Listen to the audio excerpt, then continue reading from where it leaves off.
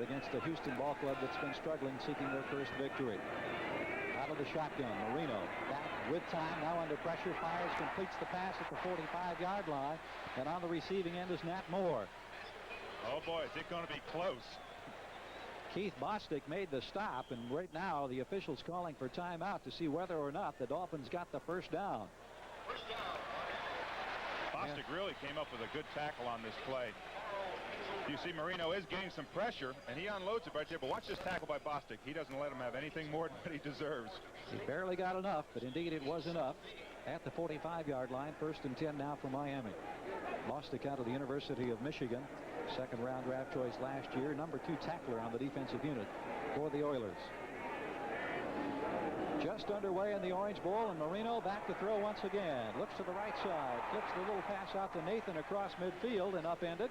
Getting into Houston territory, and again it's Bostic, that strong safety position, who makes the tackle. Well, anytime your offense is rolling, and they are rolling here in Miami, you can do so many different things. That time on first down, quick play action fake. Boom, he's got his wide receiver open, coming out of the backfield. He's got so many weapons, Gary. It puts so much pressure on the defensive secondary and the linebacking core, as now we have Pete Johnson as the lone setback behind Marino as we get our first look at the big man, recently acquired from the San Diego Chargers, and he gets the football. Johnson pulling straight ahead. He has the first down inside the 45-yard line. Jesse Baker hanging on to make the tackle, but certainly a tremendous start on the first play that we see Pete Johnson carrying the football, and look at that, all 265 pounds of him. Boy, he is a load. Kind of reminds you of the days of Larry Zonka. This telecast presented by authority of the National Football League and is intended, of course, for the private use of our audience. Any rebroadcast or other use of this telecast without the express written consent of the Miami Dolphins and the National Football League is prohibited. First down, Miami on the march in their first possession of the afternoon here in the Orange Bowl. Johnson the call again, this time not much to work with. Tried the right side, but just a wave of blue led by the veteran linebacker Greg Bingham. What Marino tends to do is he runs that ball so many times inside that you all of a sudden find your secondary is just creeping up on the ball, and then all of a sudden it's Duper and Clayton one-on-one, and that's what we're looking at right now.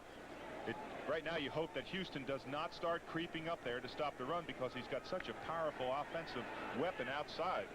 In a conference call with the media here in the Miami area this week, Greg Bingham referred to Johnson as the big refrigerator in the backfield. Well, he just met him head on in that last play as Marino back past midfield under pressure, loses the football. The Dolphins recover. Roy Foster, the left guard, on top of the football, and that's going to be one very important factor in this ball game, Dave, is whether or not the Oilers can keep that kind of pressure. Well, one of the outstanding statistics that Miami has had is that they have only allowed 1 sack. But look at the time Marino takes here. That's the coverage. Excellent by Stenerud up in the front. Got a little bit of face mask there, but they got pressure on Marino. Brings up a third down, 13 or 14 yards. If they can do that, watch out Miami. Avon Riley, the man that was coming from the left side to put the pressure on, and it's third down and about 13 now for the Dolphins. They're at the Houston 47. Once again from the shotgun, here's Marino with time.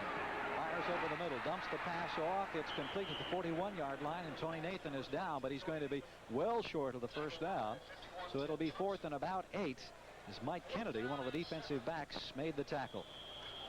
Well, I'll be surprised if they try a field goal, because Von Schamann has not hit a field goal outside of 40 yards this year, even though they do have a strong wind at their back, but it looks as if he may be coming in.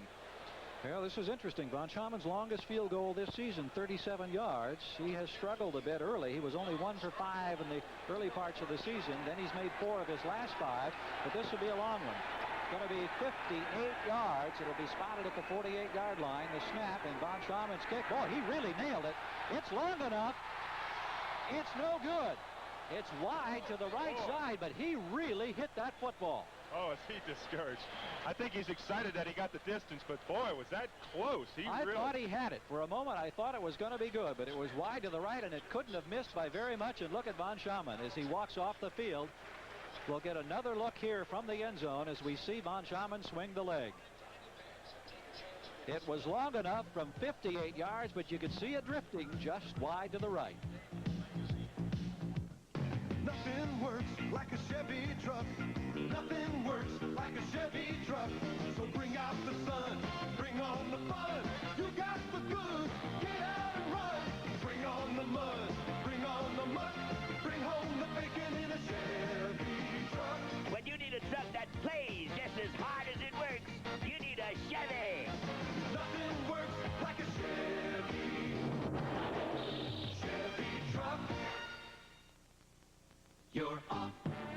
driving start. Big A! The first letter in auto parts. We got A. Store with the parts you need. A man who knows the way. Big A! The first letter in auto parts is all you need to say. Good job. Yeah, we've got all the parts you need, because we're the first letter in auto parts. Big A, big A, big A.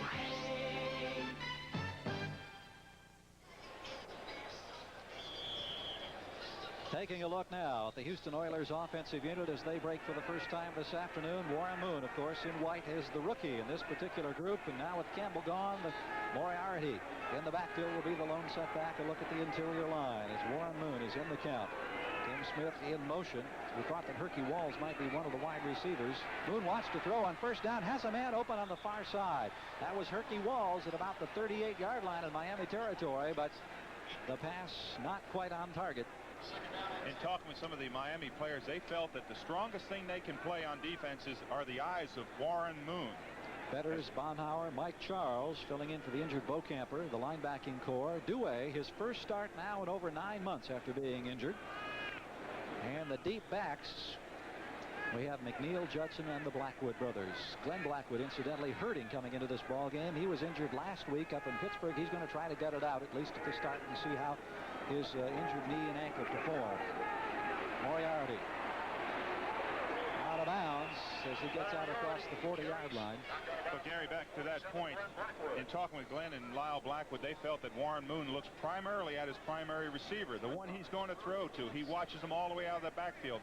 And they are a very, very talented defensive secondary on Miami, and they're going to read his eyes all day. So if he doesn't look off his primary receiver, they could be in big trouble. See Warren Moon's statistics on the year. Has only 4 touchdown passes, has had only 3 balls intercepted. The Oilers have had trouble putting points on the board. They average only 12 a game, the lowest in the National Football League. You've got 11 men up on the line. They're coming. Dolphins with a 5-man rush. Pass completed across midfield. Walls, who has great speed, pulled down at the 45-yard line. Mike Kozlowski making the tackle for Miami, but the Oilers showing us some spirit here, moving across midfield. Well, if Kozlowski doesn't get Walls on this crossing pattern here, if he doesn't catch up right there and the ball's not thrown behind, with 9.28 speed, he is off to the races. That's a very big weapon in their arsenal today. We were talking with some of the Houston receivers prior to the start of this ball game, and they were talking about the general lack of team speed, but Herky Walls is the exception. If they can get the football to him, they think that exciting things might happen. At the 45-yard line, Moon wants to throw once again. Checks it off to the sidelines, and at the 40-yard line, picking up a quick 5 is Chris Gressel. Gressel, the H-back out of Stanford, a second-year player, picking that one at the 40. Rodell Thomas, who is starting in place of the injured Charles Bowser. Bowser spent a couple of days in the hospital this week in traction.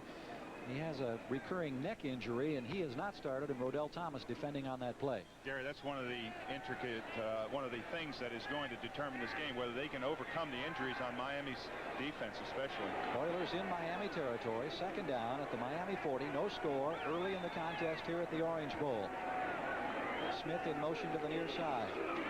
Moriarty looking for room, struggles for a couple of yards. Mike Charles, boy, he is a big one, 290-pounder from Syracuse. And we were talking with people on the Miami club this week. It was interesting, Dave. They were saying that his allotted weight, and we have one of the players shaken up. I believe it is Charles. Charles is listed at 290. His assigned weight is 292. If he goes over 292, then he's in trouble with the coaching staff, and he's subject to fine. That is the highest assigned weight in the history of the Miami Dolphins ball club. They said one time they had a surprise weigh-in, and they weighed him in on Wednesday instead of like Thursday, or Tuesday instead of Thursday, and he weighed like 315 pounds. And when they weighed him on Thursday, darn if he wasn't down to 290. Well, we're waiting to find out, certainly hoping that he is not seriously injured. The injury timeout here in the Orange Bowl. Give me a light. A Bud Light. If you just ask for a light beer, you never know what you'll get. And I'll have a light. A Bud Light. So if you want the less filling light beer with the first name and taste, don't just ask for a light beer. Give me a light. Ask them to bring out their best. Bud Light. Bud Light. Because everything else is just a light.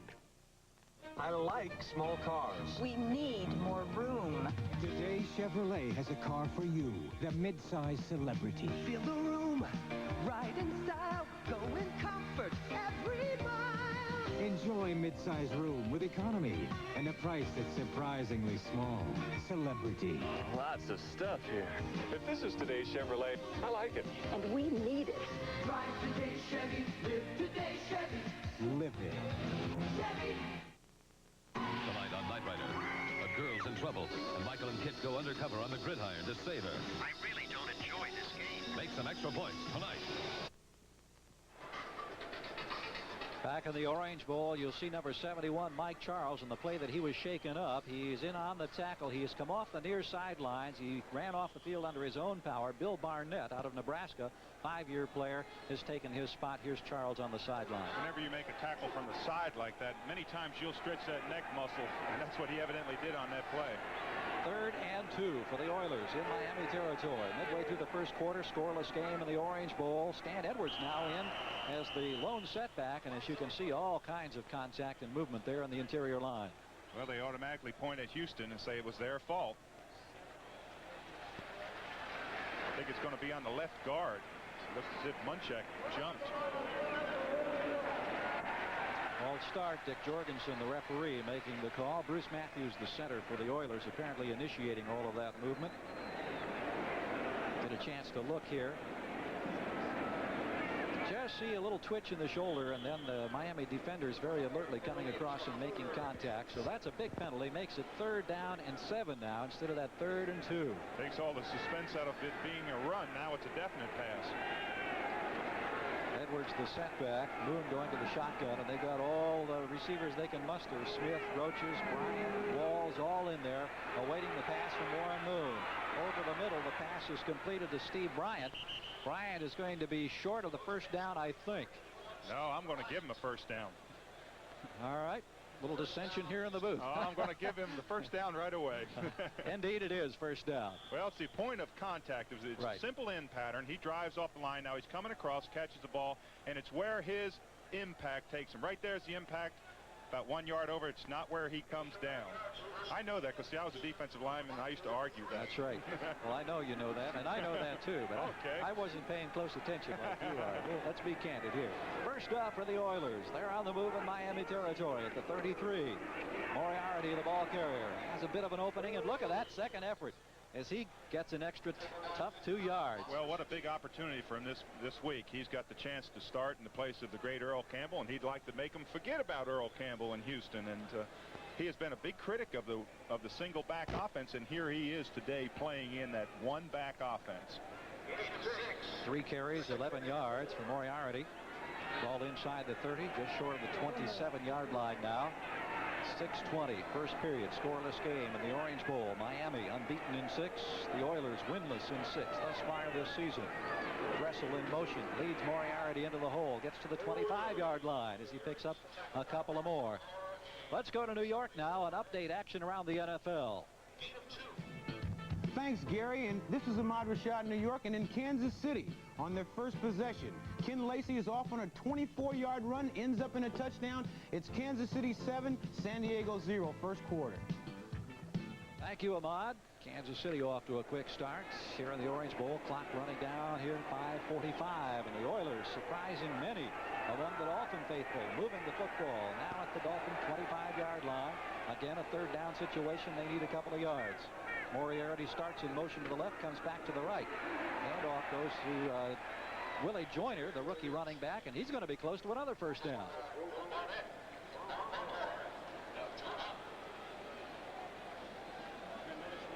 Well, many times you don't always carry the ball. Watch this move by Moriarty. Starts that way, trying to draw the defense, and then comes back, leads in the hole. Now watch this block right here. Boom. Is that what you call meeting a corner? Well, you talked about the opportunity. He is playing it from both sides today, not only carrying the football, but setting up a block for the rookie running back Willie Joyner, who comes here from Maryland. And their they're that much short. We had a quick look at Mike Charles on the sideline. A pinched nerve, we understand, and we expect that we'll see him back in the ball game. But right now, here comes the first big opportunity of the afternoon for Warren Moon and the Houston Oilers. Well, it's an awfully big play. Most times in this situation, they were calling the great Earl Campbell, but he's not here. I would imagine they're going to go back to Moriarty and see if he can really get it. This is the 9th play of this drive, and it's been an impressive drive. Remember, this is a ball club that has struggled all year. Not only have they not been able to win, they've been able to put very few points on the board. They're trying to turn that around against the unblemished record of the Dolphins here in the Orange Bowl. And the crowd up for the occasion. 4th down as Houston goes for it. On the sneak, Moon inches ahead, and it's going to be close. Gary, I'll tell you, that is one of the worst plays on short yardage. I really disagree with a quarterback sneak. You've got these running backs back there at 230, 240 pounds, and they've got momentum going for them. You've got a quarterback that's standing flat-footed, and he tries to get it, and he proves me wrong. I'll go along with that, but you watch how far he makes it by. He gets stopped right there. He just finds a little seam, but you can see how hard that was. That could have gone either way. He needed 3 inches. He got about 4, and that's just about it. Warren Moon with a first down behind the block of Mike Munchak and Bruce Matthews. Well, is that why this is a game of inches? 23-yard line. No score, but the Oilers on the move. 10 plays in this drive, but they are now threatening. Moriarty the setback. That's the H-back, as they call him. Dressel in motion, and Moon wants to throw. Has protection. Now the ball is batted down. May have been Doug Betters who had a hand up in the air. Moon had protection, but the ball was batted down. He certainly did have the time to stand back there and throw that time. But anytime you're trying to throw there, those defensive linemen that are coming in there, it's kind of like throwing through a bunch of trees. You'll see the confusion and all the mess in the middle here, and as he throws, you'll see one of those tree trunks come up. Right there, boom. Bob Baumhauer is the man who got the hand up in the air. Baumhauer scored a touchdown last week in the victory against the Pittsburgh Steelers. 2nd and 10. Crescendo of noise now beginning to build here in the Orange Bowl. Play action fake. Out here to Dressel on the sideline and bumped out of bounds at about the 14-yard line. Glenn Blackwood up there to make the tackle as we'll check some scores around the NFL. The Jets out in front 7-0 over Cleveland. Chicago leading St. Louis by 4 in the first quarter. Cincinnati trailing New England 3-zip. And the Giants leading Atlanta 6-0. First quarter action around the NFL today. Moriarty and Joyner now both in the backfield for Houston as they come again to 3rd and 1. They've been able to keep the drive alive up to this point. They're now inside the 15-yard line of Miami. Joyner looks like he has the first down. Well, what a great cut he made that time. He was stuffed in the hole, and he cut back underneath the flow, and I think he may have picked it up. It's going to be awfully close. But you'll see the cut that he makes right to the right.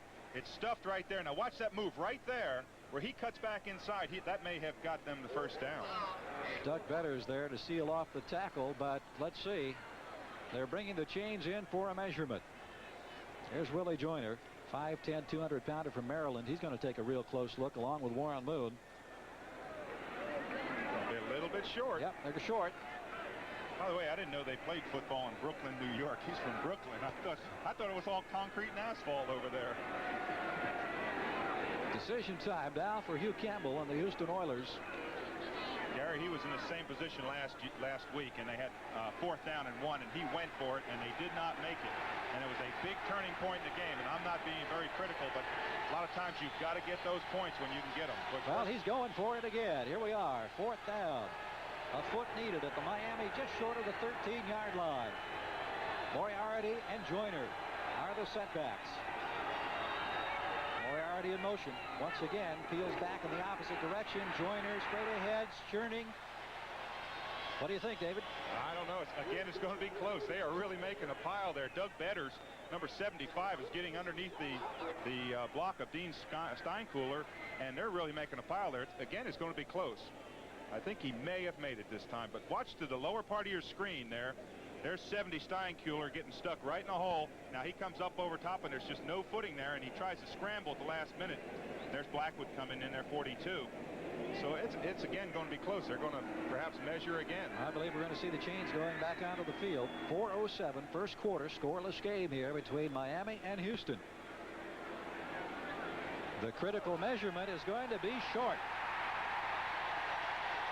So a tremendous drive on the part of the Houston Oilers comes up inches short, and the Dolphins will take over. Well, a drive like that can work two ways for you. It can either work for you with momentum, or it can work against you when not scoring. But anyway, we'll be back in just a moment. If you've got what it takes and really care, there's a special kind of life you'll want to share. Serving your country is a special call. It's good for you. It's good for all. Not all who try fit the bill. It calls for brains. It calls for skill in the Army, Navy, Air Force, Marines. High-tech and the services go hand in hand. It's a whole new world. You're in demand in the Army, Navy, Air Force, Marines. You'll move up. You'll feel proud. You'll stand out above the crowd in the Army, Navy, Air Force, Marines. But most of all, you'll earn the respect of the people and country you're there to protect in the Army, Navy, Air Force, Marines. It's a great place to start. Dan, something for your desk. Vice President. You earned it. Today, Chevrolet has something for you, too. Discover Caprice Classic. Now it's here, your reward. Just lean back, it's all yours. Caprice, now even better with electronic fuel injection standard, plus traditional full-size comfort and prestige you've earned. So this is today's Chevrolet. Welcome to the club. Drive today, Chevy. Live today, Chevy. Live it. Chevy.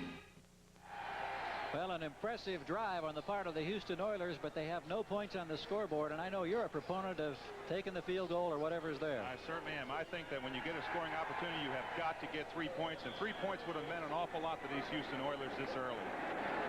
Well, a scoreless ball game, an impressive drive nonetheless on the part of the Oilers, and then some fine defensive work on the part of the Dolphins as Miami behind Marino will start now in their own territory at their own 13-yard line. Marino, play action fake, fires over the middle, completes the pass, and on the receiving end is Mark Duper for the first time this afternoon. Willie Tullis making the tackle. And you can sense the anticipation here in the Orange Bowl now as we take another look at Mark Super Duper. Well, you have to respect his speed so much that Tullis was playing 4 or 5 yards off because he can burn you so fast. That outstanding speed that he has. Look at that average, 21 yards per catch. Ouch. Already has 6 touchdowns to his credit thus far this year. Miami getting a first down. You know, an interesting thing about Duper is that he never played high school football, only played 2 years in college, and they didn't think he was tough enough to play. Well, the wave, in case you're wondering about that crescendo of noise, the wave has found its way off the coast a couple of miles behind the stadium here into the Orange Bowl, and the Miami fans are loving it. Well, it looks like a tidal wave around here. That has really become the in thing at all the stadiums around the country. And they were telling us here that the Miami football fans are a little blasé about their Dolphins. Who would believe it right now? Well, Houston has come out here and they played very well in the first quarter, and this team is trying to get, these fans are trying to get their team emotionally charged because we've only got 3 minutes left in this first quarter, and they haven't even gotten a drive started. Dolphins first and 10 at their own 26. Here's Marino with a handoff this time to Tony Nathan. Nothing going this time. Jesse Baker is there to make the tackle, number 75, the big 271-pounder from Jacksonville State. Gary, the longer that they hold the Miami Dolphins scoreless and hold them intact, the more emotion that the Houston Oilers are going to have. If they can hold them or be in this game at halftime, they're going to come out the second half and they will be an emotionally charged ball club, and old Miami better watch out. I hate to say that to them right this early. Marino perfect thus far. Well, I'll tell you, it woke this crowd up. The first time that the wave has ever been performed here by a Dolphin crowd. Nathan to the right side, getting up to about the 30-yard line. See number 61, Roy Foster, one of the interior linemen, the left guard there with a problem around his left hand. We watch Nathan come back into the huddle. The Dolphins have got a lot of injuries. They have had key people go down. And we talked to Don Shula yesterday, and one of the things that's been so pleasing to him is the way his so-called reserves have responded. That's, of course, what they're trained to do, and they've done an excellent job of filling in, because when you lose guys like Eric Laxo and Bob Kuchenberg in the line, and fullback Andra Franklin and linebacker Kim Bocamper, and you can go on and on. Joe Rose, the latest casualty last week, you can be in trouble. But right now, here's Duper. Duper with running room near midfield, sidelines, bumped out of bounds. Nat Moore had the block over there. Keith Bostic banged him down, but Duper gets a quick 23 yards, and the crowd loves it. What speed, Duper. An interesting thing that he does here, he has the first down yardage. As we'll see the pass play complete, there's not a lot of pressure. They cut right there. They cut Stensrud early, and there's no pressure. But watch Duper. He's got the first down here. Now watch this deep cut. Goes back under the first down and comes around that corner. Now you talked, he got bumped out of bounds. Watch Bostic here. Boom. Good thing he ducked. I thought the contact was made by the first man. It wasn't. Ted Thompson had a shot at midfield, but Duper just left him in the turf as it's first down for Miami. Now in Houston territory, and Marino wants to throw again. Why not? He's got the whole core out there. Hardy inside the 40. And Hardy, I believe, will have another first down or very close to it as they pick up 11. Bostic with the tackle. Well, they had a mess up in coverage that time as Hardy came out of the tight end spot and was absolutely clear. If he had had the speed of Duper, he'd still be running, and they'd be charging up the band in the end zone. Woody Bennett coming back on the field now at a running back position for Miami. One thing about both of these ball clubs, they'll give you a lot of different looks, and they utilize a lot of talent. Ball is spotted at the 37-yard line. Miami responding after the Oilers stung them. They drove down 2 or 3 fourth down situations. They kept the drive alive, but then they ran out of steam, inches short of the 13-yard line, and Miami has come right back. We're a minute 54 now in the first quarter in a scoreless ball game, but Miami generating quite a charge as Marino is 6 for 6, 63 yards here in the early going. Marino back, and look at the time he has to throw. Wide open over the middle at the 15-yard line, and pulled down Mark Clayton. Bostic and Hartwig finally muscle him down, but not before Mark Clayton picks up a 21-yard dividend. Well, as we talked about earlier in our pregame, we talked about the fact that if they double Duper, he can always come back to Clayton. But look at the time that he has. He can almost eat a sandwich back here. No real pressure. Finally catches Clayton coming all the way across the field. You can see they're down in scoring territory on the 15-yard line. Clayton caught 5 balls last week against the Pittsburgh Steelers for 110 yards. Right now at the 16-yard line. Handoff goes to Johnson. Penalty marker is down as Johnson crashes forward inside the 10. Well, that's going to be an awfully big play for the Houston Oilers because it's going to be holding against the Miami Dolphins, something that this Dolphin team does not usually do.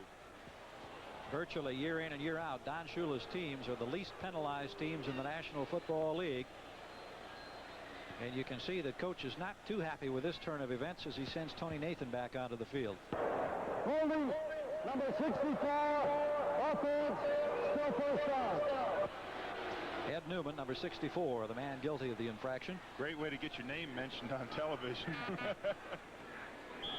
All right, at the 26-yard line now, it'll still be first down and 20. 1:05 to go in the first quarter. No score in this one, but it's been a very entertaining first quarter. And I think it's frankly been a major surprise to a lot of folks here as we see Clayton in motion to the far side, and Marino wants to throw. Here comes the blitz. They pick it up. Pass completed over the middle to the tight end Johnson at the 14-yard line. And we'll break away from the Orange Bowl as we go to NFL 84 in New York. Thanks, Gary. This is Ahmad Rashad. And in Cleveland, the Jets show they do have another running back besides Freeman McNeil as Johnny Hector gets off on a 64-yard run that led to a 3-yard touchdown by Freeman McNeil. Cleveland has also scored. It's New York Jets 7, Cleveland 7, first quarter. All right, Ahmad, we thank you for the update on the action in that Jets game right here in Miami at the 15-yard line. It's second down and about 9. The Dolphins threatening now in Houston territory, and Marino, who has really had the hot hand, fires and completes another one. Again, it's Clayton inside the 5, loses the football. But I believe, let's see, the Oilers are on it. They say they've got it. Houston, what a big play. They pulled that ball loose. They were tackling the ball, and I believe they're going to give the ball to Houston. Well, the Oilers certainly think so. Keith Bostic was the man who was there to help make the tackle. And we'll get a chance to take another look. Well, in his effort to get a few extra yards, it's a well-thrown ball right on target. And you'll see in his effort to get 2 or 3 extra yards, he holds that ball loose, gets it ripped out right there. There's the free ball coming out. Houston recovered. A U.S. Marine, a raft guy, a cross-country skier, a special breed of athlete, a special breed of man. One who challenges nature and himself. 8 men face the rugged wilderness of Oregon's Snake River on a 90-minute survival of the fittest. I loved everything about buying a new car. The looks, the smell. I loved everything but getting the financing. Then I found out about GMAC financing. It's so easy, you can do it all right at your GM dealer. Now I love everything about getting a new car. Except choosing which one. Chevy, Pontiac, Oldsmobile, GMC truck, Buick, ooh, Cadillac. Tell your GM dealer you want GMAC financing. That's the easy part.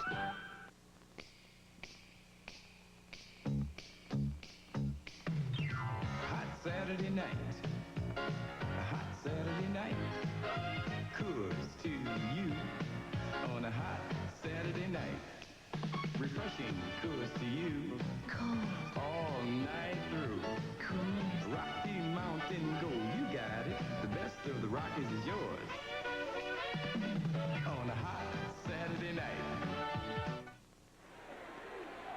Remaining seconds of the first quarter, and another look on the ball that is coughed up by Clayton at the 5-yard line. There's the hit by Hartwig, number 34, and Bostic, number 25, gets a hand in there, and there's an awful lot of blue around Clayton.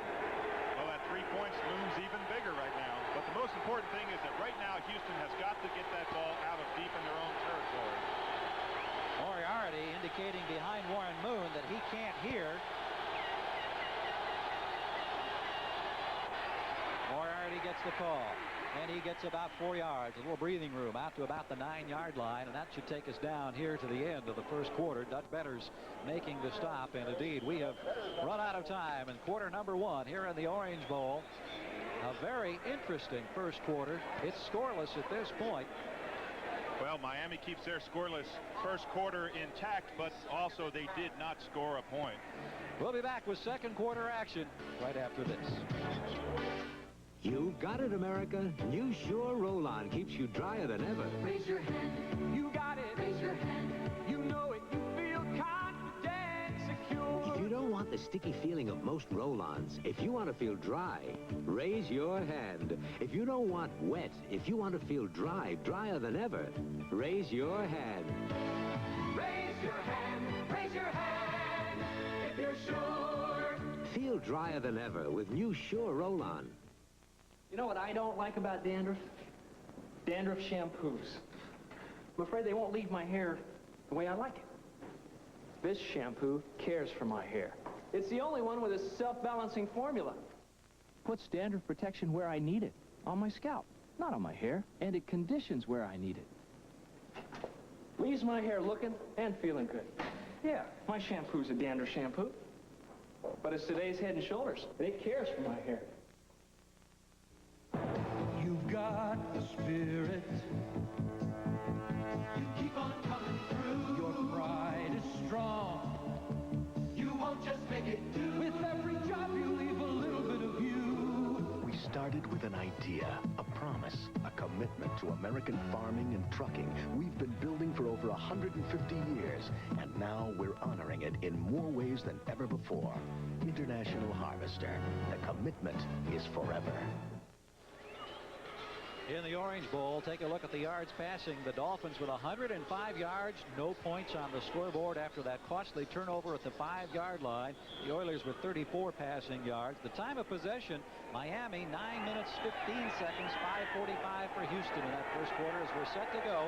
The Oilers just inside their own 10-yard line, second down and 6. Tim Smith, the H-back in motion to the right side, and Warren Moon from deep in his own territory. Fakes to the left, fires out to the right to Moriarty. Moriarty trying to get the block out there and only gets a couple of yards out to about the 13 or so. Betters is up to make the tackle. Mike Munchak was out there with Moriarty, and that was going to be the key block. Well, you don't often fool the Miami Dolphins, but watch this matchup here. Betters, the NFL most valuable defensive lineman, defensive player of the year. Watch his reaction back out on the screen. He sees it's a screen, runs straight down the line. That's why he was the most valuable player as a defensive player in the NFL last year. Third down and a short 2. The ball at the 13 or just across the 13-yard line now. Houston in their own territory, but that was a nice bit of variety on that particular play as the deception was carried out by Warren Moon. Pitch out, rookie Joyner. Joyner is turned in. Close to the 15-yard line, and it may be close. It's going to be another close one. Mike Charles back in the ball game along with Ernie Roan over there on the left side to jam things up. Well, who said this was a game of inches? We've had several instances here in the early going in the Orange Bowl, and well, they're so big of plays. I should say that the plays mean so much because that ball, it's the difference between a punt inside your own 15-yard line and a first down and being able to continue a drive. The Oilers have got a lot of momentum. They got a lot of things going for them. The longer they can stay in this game, the more confidence they will have. If they make this first down, you're going to see a pumped-up offense, but they just cannot make a mistake, and it is a first down. Look at that. Boy, is that good camera work? Wow. And it couldn't have been by much more than just the very nose of the football, as you could see. Just as close as it could possibly be. That all-important spot going this time to the Houston Oilers' favor. Well, Gary, one thing the Oilers are doing, as you made mention of it, they are mixing up their plays very well today. They're keeping them off guard, so to speak. And there's the rushing yards. That's why the Dolphins were so far ahead in the passing, because they only have 9 yards rushing. Oilers in their first game without Earl Campbell, traded to the New Orleans Saints this week. A very quiet, a very intense week of practice, we were told by the players. And here's Moriarty. He has a golden opportunity today, and he's trying to cash in once again, this time to the left side in the grasp of Ernie Roan. Well, he certainly knows how to run the ball out of Notre Dame. He's only been in the league just a couple of years, but he is well versed in how to run the ball. Behind Earl Campbell this year, he only had carried the football 26 times in 6 games, so he really hadn't had that much work. But he knows now that the running game is his opportunity. It rests on his shoulders. Well, evidently they had a real fight this week for that position that Earl Campbell That's what we vacated. understand. He won it. Willie Joyner and Stan Edwards also would love to have the opportunity to be that lone setback behind Warren Moon. At the 18-yard line, Smith in motion to the right. Moon on the draw. And the Dolphins had that one covered. Bob Baumhauer. And there you talk about the experience. An 8-year veteran, and Baumhauer said no way. Well, what a reaction by Baumhauer. He was out of the play and came back in to make the tackle. That's what they do so well. They don't hurt themselves. They don't make mistakes. You'll see Baumhauer in the middle on the center. Now, he is almost out of the play. See him way over to your right? All of a sudden, he comes back in there, comes all the way across the grain, makes the tackle. That's why Miami is so good. Year after year, they react. They're very smart ball players, and they're very, very well coached. And that's why Bob Baumhauer was last year's Pro Football Weekly most valuable player defensively in the National Football League. Third down. The Oilers need yards. Moon wants to throw, has some pressure, completes the pass, out of bounds across the 30, right down here in front of the Miami bench, and it's Carl Roaches. Roaches making his first reception of the year, known primarily as a spectacular return man. Now you'll see Roaches in the slot position in the middle there. It's a simple out. Kozlowski, number 40, has got him man-to-man wherever he goes, and you can see the speed that Roaches has. If he had had the ability to turn up, or the room to turn up, they'd have been striking up the band in Houston. At the 31-yard line. Remember how the Oilers started back at their own 5 after the Miami turnover. And Miami has led the NFL in turnover ratio this year. They're plus 11 coming into this ball game. Only their 8th turnover in this, their 7th game of the season. Moon down the middle. Great defensive work on the part of the Dolphins, number 42, Lyle Blackwood. And that was playing it just about as tight and as tough as you could possibly do it. He's an old roommate of yours. Oh, Dave, yeah, Will. that's my old buddy Lyle there. He's a great guy, very, very heady ball player. Everybody talks about the speed of ball players, but they rarely talk about the intelligence of ball players. He's here in his 12th year, and he's here because he's so intelligent. He is very calm. He knows exactly what's going on in the game at all times, and he's a real leader out there and gives strength to that secondary. Just over 12 minutes to go. Willie Joyner, the ball carrier for Houston this time. I beg your pardon, Stan Edwards. Edwards, the ball carrier, number 32. Baumhauer, Thomas coming up to make the stop. See, the ball is going to be spotted at about the 36-yard line, closer to the 37. Well, since you said Lyle made such a great play, I have to say, he had told me to say hello to his grandmom back in Texas. He lives in Texas, and they're all watching the game, so hello, Lyle's grandmom. Third down situation. Moon capitalized the last time as he went outside to Carl Roaches. Let's see what he comes up with this time. A scoreless ball game in the Orange Bowl. The Oilers have moved out from their own 5-yard line after the Miami turnover, and Moon wants to throw. Here's pressure. He gets the pass away. Oh, it's in. Is it caught? Oh, boy. No, it's Mullins. I believe it was Eric Mullins, or was it Chris Dressel? It was 88 Dressel, but he almost came down with that ball. Moon had to get rid of it awfully quick, but he almost came down with that ball. Awfully close. Let's take another look. Well, you'll see Dressel come out of your left side of your screen, and he's driving off the ball there. There's the ball, and you watch the end here. Watch the concentration that he has. He almost comes down with it. Oh, so close. His back was to us when that last little bobble. And for the first time today, a punting situation. This is John James standing back at his own 22-yard line. Fulton Walker, the deep spot for the Dolphins.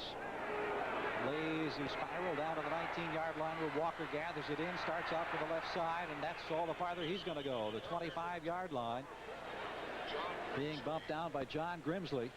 On the special teams, 44 yards on the punt, 7 yards on the return. And with 11:08 to play in the Orange Bowl, still no score between Houston and Miami. America's favorite pastime returns to NBC Sports as the nation's top bowlers aim at nearly $1 million in prize money.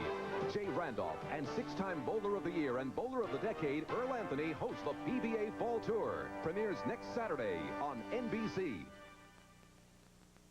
Today's cars do things yesterday's cars didn't. Please fasten seatbelt. Their smaller, higher revving engines can break down an oil's viscosity within 1,500 miles. The tests show Castrol suffers no significant breakdown of viscosity even after 5,000 miles. So listen to your car. Exceeding recommended RPM. It may be telling you something. Castrol, engineered for smaller cars. I like to save the big surprise for last. And turn. NCR is making a personal computer. Uh-huh. Sharp graphics. Surprise? I'll take it. Oh, can't you look surprised? I said I'll take it. I know you'll take it. I just wanted you to be surprised. But I know NCR. They practically computerized the banking business. Look, I'm writing a check. Oh, money isn't everything. Nobody's ever surprised. Well, maybe if you didn't tell people who made it. A better computer. It's exactly what you'd expect from NCR. We understand that Dan Johnson may have suffered a rib injury. They're going to take some x-rays. We saw number 87 of the Dolphins, the starting tight end, being led off the field a few moments ago. They lost Joe Rose last week. He was scheduled to undergo surgery for a shoulder separation, but then elected to seek a second opinion and ended up not having surgery this week. Here's the little flip pass out to the tight end Hardy across the 25 out near the 30-yard line. Boy, there's some contact being made down there. The intensity of this defensive unit led by Avon Riley and Mike Johnson, very much in evidence right there. I'll tell you, Avon Riley really came in there. He had a chance to knock that ball out. They gained about 4 yards on the play, but could have been a very costly play. He really came in there. And Mike Johnson, number 97, we saw there as a rookie out of Illinois, seeing some playing time. We also see that Bo Eason from Cal Davis, Northern California, who is a real tough hitter, is now in at the free safety position, number 21, in place of Carter Hartwick. Second down. More in motion to the near side as Marino wants to throw once again. Fires the pass. Incomplete. Duper had to really stretch out there. Almost had it in his grasp, but the 38-yard line couldn't hang on. Well, they were really working on Willie Tullis and, of course, Steve Brown, the other corner. But with the speed that Duper has and the unbelievable knack to get open, they can continually run Tullis deep and come underneath. You'll see on this pass that he's got Tullis wide, way deep, and he's got the opportunity. See how deep Tullis is, how far he's got to come back to react to the ball? That's a thing he cannot do. He just can't give that much distance. He's so afraid of getting burned, and that's what Duper's trademark is, the 40, 50-yard run. That was the first time today that Marino has failed to complete a pass. He's now 10 of 11 as, again, we see penalty markers down, and again, movement and contact on the line. Marino 10 of 11. Ball start, number 61, offense, still third down. I love love hearing offensive guards get their name. I don't know whether that's just the old defensive days that I used to play, but I love hearing offensive guards getting announced for holding. I'm sorry about that, Roy. Roy Foster, yesterday we were out of the practice session. They had the team picture taken. Of course, Davey, as a former player, you know that's always one of the highlights of the season. Yeah, he had a USC hat, but every time they take a picture, he'd lift it up just so he could get the USC colors in the team photo. That brought a few chuckles along the sideline. Well, they've got to get pressure on Marino this play. Third down. And Marino to throw, has pressure, fires the pass in and out of the hands of the intended receiver and nearly picked off. Jim Jensen was the intended receiver. Jeff Donaldson out there really laying the pads to him. Tullis defending as well. Well, and that's a happy defensive unit that comes off the field for the Oilers. Yes, it is. And they are building emotion and building confidence. When you're 0-6, Gary, you are down the bottom of the well. Look how close this came to being an interception. They intercept that ball there on inside the 40-yard line. Reggie Roby, who has that thunder leg, he can really boom them. He'll be back to punt now for the Dolphins. And Carl Roaches, who has the great speed, is the return man for Houston. I love the way they asked Roby how he got so much height, as he doesn't get any height on this one. But what they said to him, they asked him how he got so much height. He said he practiced when he was in school, punting the ball over his house, because he was the only kid in this neighborhood. Well, it ends up being a 53-yarder. We'll be back for more here in the Orange Bowl in just a moment. All cars under $7,000 are not created equal. Renault Alliance, from Europe's leading car maker, has more room than those. Alliance has the longest wheelbase for a smooth ride. Only Alliance has fuel-injected efficiency standard. Weigh your decision, then buy the car whose benefits outweigh the competition. Renault Alliance, built in America 6161. European technology that's affordable. 10.9% financing now available. Renault, the one to watch. There was a time when the air was pure, and each drop of water that fell from the sky was as clean and fresh as water could ever be. This is the water, stored for centuries below the surface of the earth, that is used by the House of Heilemann to make Heilemann's Old Style beer. Heilemann's Old Style, made from the purest brewing water ever known to man.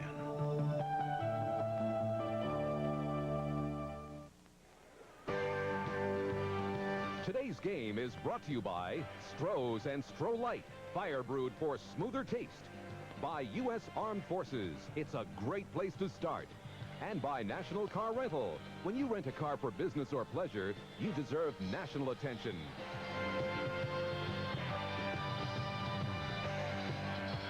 10:02 to play in the first half, a scoreless ball game. This has been a big surprise to a lot of people. The Dolphins were favored on the odds chart by something like 17.5 points. But remember a year ago in December when these two teams met under nearly similar circumstances. Houston really struggling. The Dolphins trying to wrap up a spot in the championship playoffs. And it was Houston that jumped out to a 14-0 lead before the Dolphins came back late.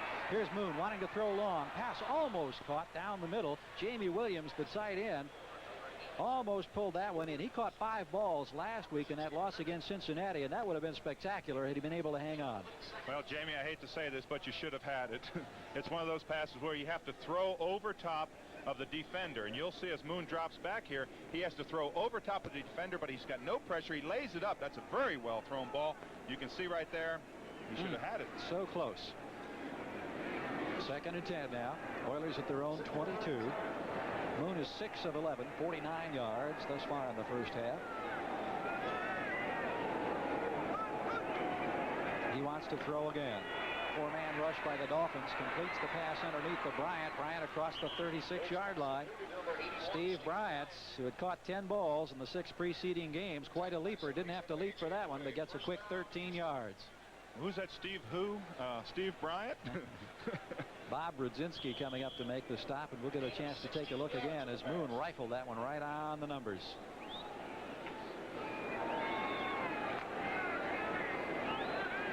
Oilers have been moving the football all afternoon. Neither team has anything to show for their efforts as far as the score is concerned at this point. At the 38-yard line, 1st and 10. Gressel legates back in motion to the right, comes back to the left. Moriarty carrying the football. He gets a tough yard, if that. One of the hardest things to do, is against the Miami Dolphins is to cut back on the green because they get such great pursuit with their 3-4 defense. That's 3 down linemen and 4 linebackers. And Moriarty has to realize that he has got to run the ball to the point of attack.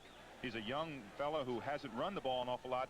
But when I say you have to run to the point of attack, you have to run where the hole is. You cannot cut back against this Miami Dolphin team because they pursue so well. Well, he'll be credited with a 2-yard pickup. Puts the ball right at the 40-yard line. 2nd and 8 now for Houston.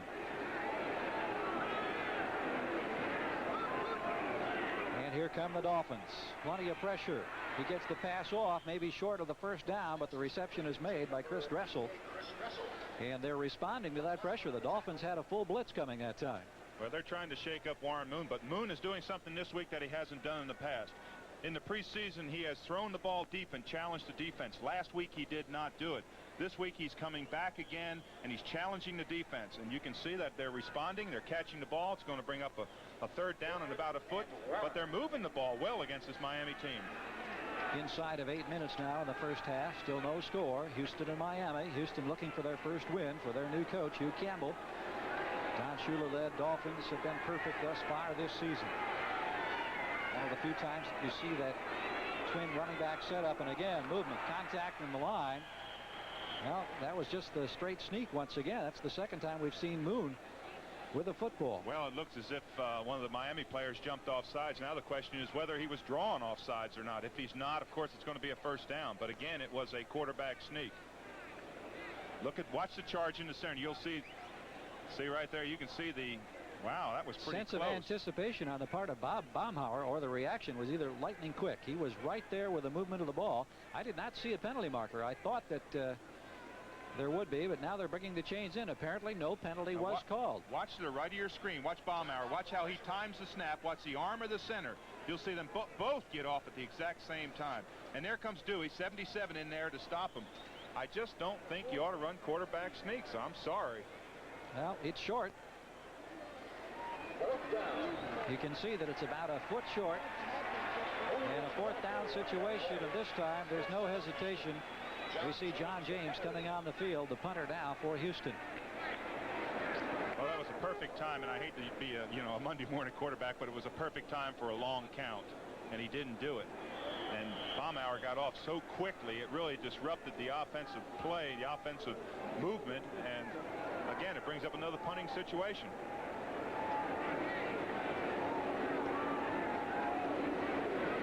Walker in the deep spot. He's standing back at his own 12-yard line awaiting John James' punt. James this year averaging just over 39 yards per boot. Line of scrimmage the 48. James had plenty of time. This is a high kick, and it's not going to go very far. In fact, it is caught out of bounds. The fair catch indication across the way by Lyle Blackwood. Only a 28-yard punt, and certainly disappointment on James' part as he walks across the way. 7:05 to go in the first half. Still no score between Houston and Miami. When you first see the Mazda RX-7, you begin to understand why it has become a legend among today's sports cars. Because beyond its classic styling, you soon discover the sheer perfection of its bucket seats. You experience its comprehensive instrumentation and feel the preciseness of its 5-speed. These things alone help make it an exceptional value. But to gain an even deeper understanding of the RX-7, you're going to have to experience roads like these for yourself. Mazda RX-7. Experience it. My daughter calls it the Blue Bomber. My wife thinks I ought to get rid of it. And when it needed a new muffler, well, I was afraid she might be right. Listen, I don't want to spend too much on this car. Midas had a muffler that was perfect for my budget. Now the old Blue Bomber sounds almost as good as new. And heck, she doesn't look that bad. Trust the Midas touch. Coverage of the World Series continues next on the NBC television network. Interesting graphic on the screen right now. The Dolphins haven't been shut out in the first half in 17 ball games. That's a little over a season. There's the score, nothing to nothing. That's right. They had one great opportunity. Clayton had the football in his grasp at the 5-yard line, but he coughed it up, and Houston move back out. But here's Miami ready to go once again now after the change of possession. Nathan with running room out to the 30-yard line. Robert Abraham coming up with a stop, but not before Tony Nathan gets a quick 8 yards. I wouldn't be surprised to see Marino go back here and just unleash a bomb out there to Duper, just to loosen up that defensive secondary, to keep them honest so they don't cheat up, because Houston really has come to play football, and they are playing very, very consistent, solid football in this first half. Yeah, we talked to Tim Smith and Chris Dressel, Kleski down on the sidelines before the ball game, and they told us this team is ready. And, you know, don't be surprised. And they were really fired up. Here's Johnson going for the first down. Abraham leading the linebacking core and the rest of the defensive front as they finally bottle him up. We'll see where the forward progress carries him to. I believe it's enough for the first down. It is. First down for the Dolphins. Well, I tell you, this is, how do you bring somebody down that's 260 pounds? It looks like they went to the dance with him. Everybody just wants a piece of him so they can dance. But they don't tackle him. They just stop his forward momentum. Johnson coming off on the near sideline now. He's accomplished his role. Don Shula told us yesterday that he is becoming more familiar with the Miami offense now, getting better acclimated, but he says it's going to take a couple of weeks before he's really sharp. Play action fake. Flips the pass out here to Clayton. Clayton doesn't have much room to work. He had Jensen out there trying to throw a block along with Cleveland Green, who pulled from right tackle, but Keith Bostic wouldn't have anything to do with it. You should have seen Avon Riley jump up in Cleveland Green's face. Wow, boy, they're not taking anything today. They don't want to be embarrassed, and they've, like I say, well, they've come to play football, of course, but I'll tell you, he jumped up there in Cleveland Green's face, and he must have been 8 inches shorter than him. Getting down close to the 5-minute mark here in the first half of the Orange Bowl. It's still no score between Houston and Miami.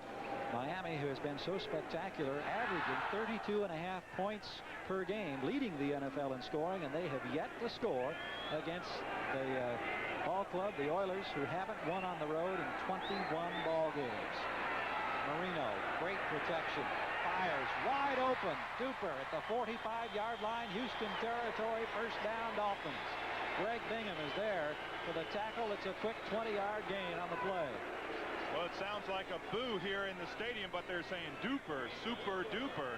But the time he has to throw, you can see he's not getting any force in the middle. Duper comes all the way across, and you can see how wide open he is. He gets quite a reaction as 4 or 5 guys come around to meet him, but he catches the ball for 25 yards. Look how wide open he is in the seam there, behind the linebackers and in front of the secondary. And, of course, they're respecting his speed and dropping off deep. Part of the reason he was so wide open, we saw on the first replay that Bo Eason, the free safety, had slipped down, and he was coming back to his feet, but by then it was way too late, and Duper had the football. We'll have a timeout, I believe, taken here by the Dolphins. Is apparently a little confusion, or Marino simply wants to clear the air here on the near sidelines as he brings Jensen over to talk with Don Shula and Don Strock. 4:07 to go in the first half. No score between Houston and Miami.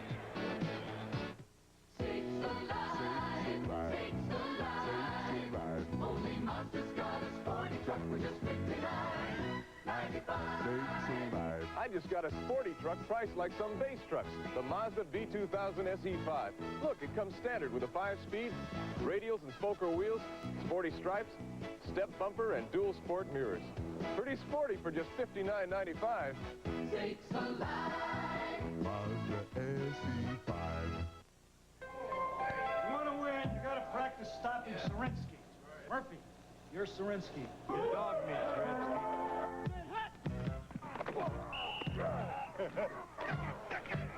You guys getting the hang of this?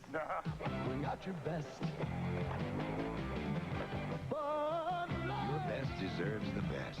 Bud Light. The less filling light beer with a first name and taste. Sarinsky's got some moves, huh?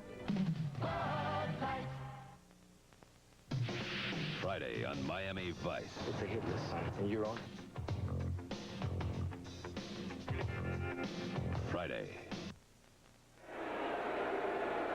Back in the Orange Bowl, an opportunity to look at other activity around the NFL. Kansas City on top of San Diego by 4. The Jets leading Cleveland by 3 in the second quarter. St. Louis on top of Chicago.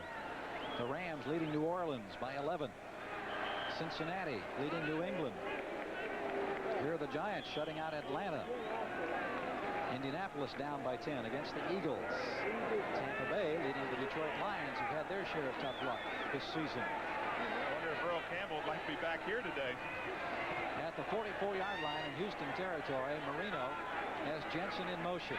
Play action fake, flips the ball out to Jensen. Jensen watched it throw. He's under pressure, and Jensen goes down, buried back at the 47-yard line. Defensive pressure from Mike Stensrud and Bob Ham.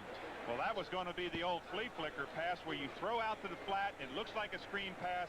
Then all of a sudden he unloads the bomb to Mark Duper to really loosen up the defense, so to speak. But as you'll see him come out here, he'll throw the ball. Marino will take the ball, throw a lateral out here to Jensen, who is a former quarterback, number 11. But Bo Eason has such great coverage on Duper coming across the field. He had nowhere to throw it and had to eat the ball. All right, we'll take a look at the tight end, Jamie Williams, number 87. Gets his feet tangled. Down he goes. He potentially could have been an open receiver. But a little razzle-dazzle attempt on the part of the Dolphins comes up short. 3:14 to go in the first half. Inside handoff, Tony Nathan across the 50. He's got room, gets a block into about the 43-yard line. Bingham is over there. Just when you think they're going to pass it, they come up with a play. But look who's limping off the field. Nathan had a groin problem this week that had slowed him a bit in practice. In fact, he missed a day of practice. And at the same time, Woody Bennett had a bad ankle this week. And I tell you, the Dolphins have really been banged up the last few weeks of this season. And now we see Nathan coming off the near side. Well, that's not a groin limp, I'll tell you. You don't hop like that when you have a groin pull. You walk off very, very slowly. So obviously it's a knee or a toe or an ankle, but he does not have, I don't believe he's pulled his groin. No, but the point being that this just complicates the situation as far as not only Nathan is concerned, but the Miami offense is concerned. It just compounds the problems. 3rd and 9 out of the shotgun. Marino has pressure. Rolling to the near side, fires on the run, completes the pass to Jensen inside the 30. Jim Jensen high in the air to pull that one down, and a big play on the part of Dan Marino. The biggest thing that makes this play work is that Bob Ham, the left tackle to the right of your screen, the left end, comes inside. You can see the switch there, and they do not get out and control Dan Marino. There's no pressure. He can either run or pass for it, and that's what presents a problem. Jim Jensen comes down with a catch. We've got a first down on the 26, 27-yard line. Jeff Donaldson was caught just a little bit short that time, the rookie from Colorado. And with 2 minutes, we have the 2-minute warning. Still no score, amazingly enough, between these teams in the Orange Bowl. We all play the small card game to find the biggest value. Guess which hatchback offers the most room? Renault Encore? Expressive styling from Europe's leading car maker. Encore. Fuel-injected efficiency standard. Twin rear torsion bars for road-hugging excitement. Encore. Play the small car game. You'll find the one with the biggest value. Renault Encore 5959. Built in America. European design is affordable. 10.9% financing now available. Renault, the one to watch. Brad, where are we going? To Sears to get you a new battery. A Die-Hard? Uh-huh. And it's the lowest price of the season, just $49.99 installed. Oh, thank you. And I saved $20. Okay, Big Saver, how about tires? Well, Sears has the biggest savings ever on weather-wise steel-belted radials, low as $34.99 installed. Wow! You're pretty peppy. It's confidence, Brad. Sears installs it. There's more for your life at Sears. On the sidelines, the Miami bench, you see the trainers working on Tony Nathan, who limped off a few moments ago. Well, that's a cramp sign right there. They're rubbing the back of his hamstring and behind his knee, and that's a cramp sign. What happens is a lot of times in this heat, you'll get cramped up and get a small, tight pull right behind your knee, and they were trying to massage it out, work the blood, and get it loose. After the completion of 17 yards, Marino to Jensen, it's first down now for Miami. They're at the Houston 27. Who would have thought that with 2 minutes to go in the first half in this ball game, we'd have no score? Here's Marino looking for the end zone. Clayton is there. Miami touchdown.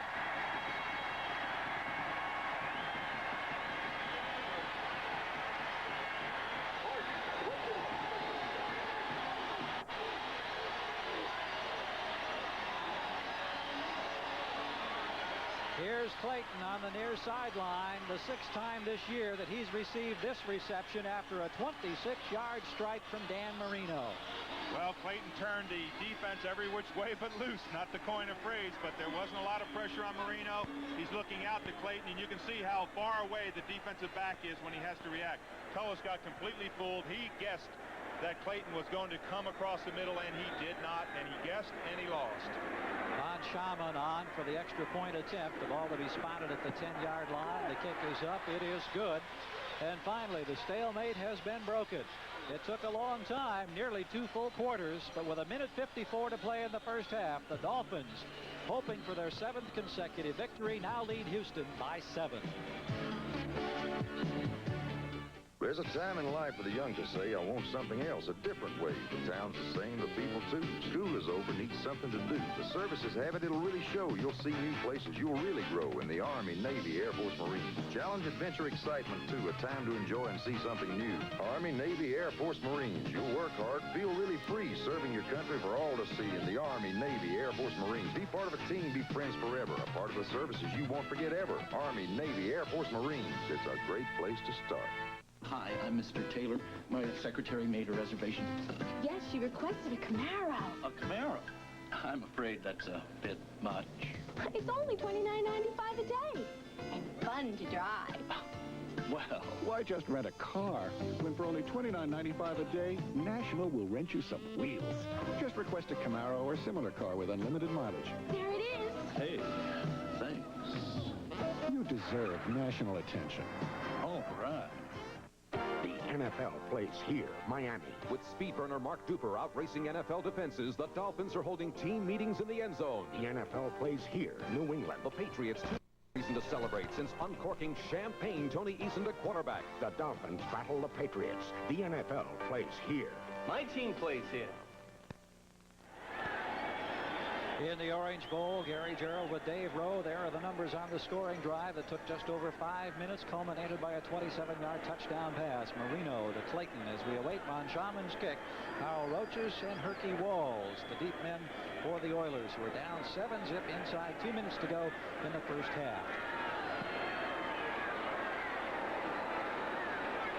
Walls a yard or so deep.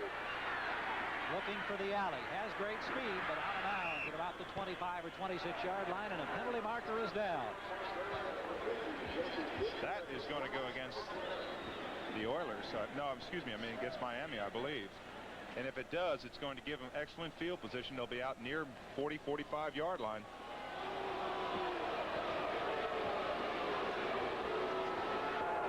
Personal foul, 8 hit out of bounds, sticking team, first down. Well, Gary, with the wind at his back, Warren Moon has got the ability to throw downfield. We know his statistics in Canada. He's had fantastic results. Well, we'll see what he can get generated in the final minute 49 of the first half right after this.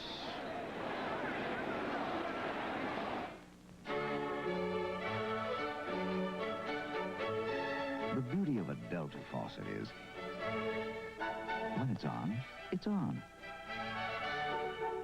And when it's off, it's off. Its washerless design helps keep it from dripping, so it lasts and lasts and lasts. Delta faucet. We're first because we last. The insulation is ready, and the time is now. It's all up to you to beat those high home heating and air conditioning costs. So get rolling. Add an extra layer of Owens Corning Pink Attic blanket insulation and score energy savings. If you act now, you'll get a free warm-up jacket with the emblem of your favorite NFL team. A great offer, only from Owens Corning. Well, the Miami Dolphins year in and year out are the least penalized team in the NFL, but not today. They've been hit for 30 yards 3 times. The Oilers won thus far, and Houston needing to get 25 yards to get into the effective field goal range of Florian Kemp. And with that penalty that was tacked down there, they're out at their own 43-yard line as Warren Moon sets his ball club. Basic 3-man rush, pass out here to Moriarty, across the 45 to the 46-yard line. And we'll see how they utilize the clock now, as we're down to a minute and a half. Well, he didn't get out of bounds, and that's going to hurt him, because if they want to stop the clock, they're going to have to call a timeout, or else go in the rush offense where everybody's up on the line. They call the play up on the line. Pick up a 4, make it 2nd and 6. It's going to be a long 6 as Moon drops back to throw, fires down the middle, incomplete at the 38-yard line. The intended receiver was Steve Bryant. The defender was Don McNeil, and McNeil showing you all the years of experience there. He's been around 4 years, but even though he missed last year with that ruptured Achilles, he is one tough customer. I don't know how they didn't call this pass interference. I thought he came over top of his back. Look, before the ball gets there, he's over top of his back. I was very surprised that wasn't called pass interference. Third down situation as we watch McNeil backing up into his defensive position. Moon 9 of 15 for 76 yards, 1:18 to play in the first half. Miami having just scored, and that 27-yard Marino touchdown pass leading 7-0. Moon trying to get on the scoreboard. Pass is picked up by Walls, and the play, I believe, is being brought back. It's being ruled incomplete. Herky Walls went all the way to the end zone. He thought he had a touchdown. Oh, boy, and he's going to argue about this play. He thinks that he caught that ball. Herky Walls thinks he has a touchdown, but the officials back here are saying no, that the ball was trapped. Now watch this ball. See if he catches the ball and has control before it comes off the ground. Now watch it real close right here. Awfully close. I don't know. That was... The official rule that the ball skipped into his grasp. Very difficult to tell there, but didn't have the possession apparently. At any rate, it's been brought back. It's a 4th down situation. John James is on now to punt, and Colton Walker is in the deep spot for Miami. 1:11 to go. Tough break for the Oilers, who've been playing the Dolphins tough here in the Orange Bowl.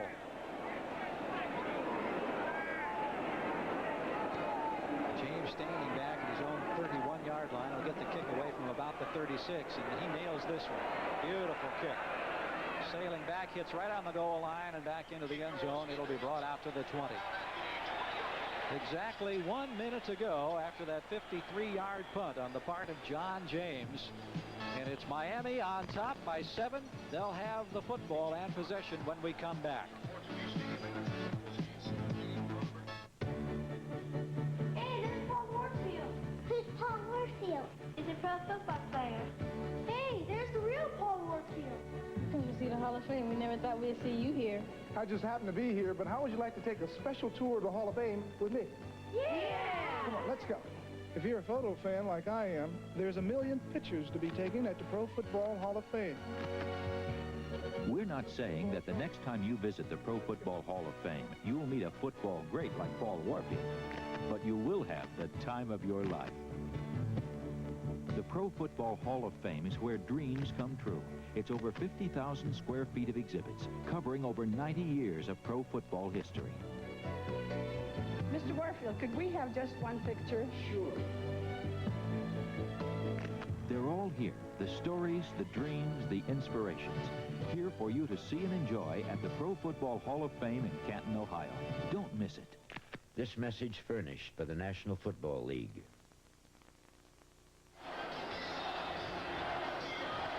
Well, blessed with the hindsight and the opportunity of replay, we get a chance to look again at this ball. Herky Walls thought he caught it. Well, he doesn't have control of it there. You can see the ball's bouncing out. It bounced on the ground. Now he gets up and recovers it, and as he gets up, he's bobbling, but takes off. But it was an awfully good call by whatever referee was out there. Well, better to go and go through the motions at least of scoring than to stand there and wonder about it. As we watch the Dolphins in action in the final minute of the first half, Joe Carter, the rookie running back, number 23, out across to about the 28-yard line before Bostic, Bingham, Abraham, all there. In on the tackle. Well, Miami's getting in their hurry-up offense with only 40 seconds left. They're going to throw that ball up, and they're going to maybe put a bomb up here to one of these super-duper catches. Marino over the middle. It's Johnson. Johnson still on his feet to the 35-yard line. Well, we saw Johnson earlier. We thought go off the field. He's back out here, and now the Dolphins are going to take a timeout with 27 seconds to go, as they clearly think that with their explosive offense, they may have an opportunity to get into field goal range and perhaps pad this rather precarious 7-0 lead. A lot of people greatly surprised by the fact that it is only 7-0. We alluded earlier, Dave, we didn't really get a chance to elaborate. Last December, We're trying to lock up a playoff spot. They battled down in the Astrodome against the Oilers, and of course it turned out to be a great ball game that Houston was in right until the last series. Miami won it. We want to remind you, of course, that coming up, game number 5 in the World Series, the Tigers with an opportunity to wrap it up. Vin Scully and Joe Garagiola have just been doing such a superb job, along with all of the technical support crew of NBC. Tiger Stadium in Detroit, the pregame show hosted by Bob Costa, starting at 4:30 Eastern Time this afternoon. No, you won't want to miss it. Well, I'll tell you, I'm not really a baseball fan, but I'm going to tell you, I have really enjoyed the World Series this year watching NBC produce it. They have done an outstanding job, in my estimation, and I know that a lot of people around the country have thoroughly enjoyed the coverage of the Fall Classic. And the Tigers with an opportunity to wrap it up today. And, of course, the Padres, they want to get back on the West Coast for the final 2 games, games 6 and 7. I hate to tell you why I didn't enjoy baseball, but my strike zone was about 5 feet. Anything was over the plate was a strike. Look at these numbers for Marino. 16 of 18 here in the first half, but only 7 points to show for it. That's the big story. The Oilers have surprised a lot of people.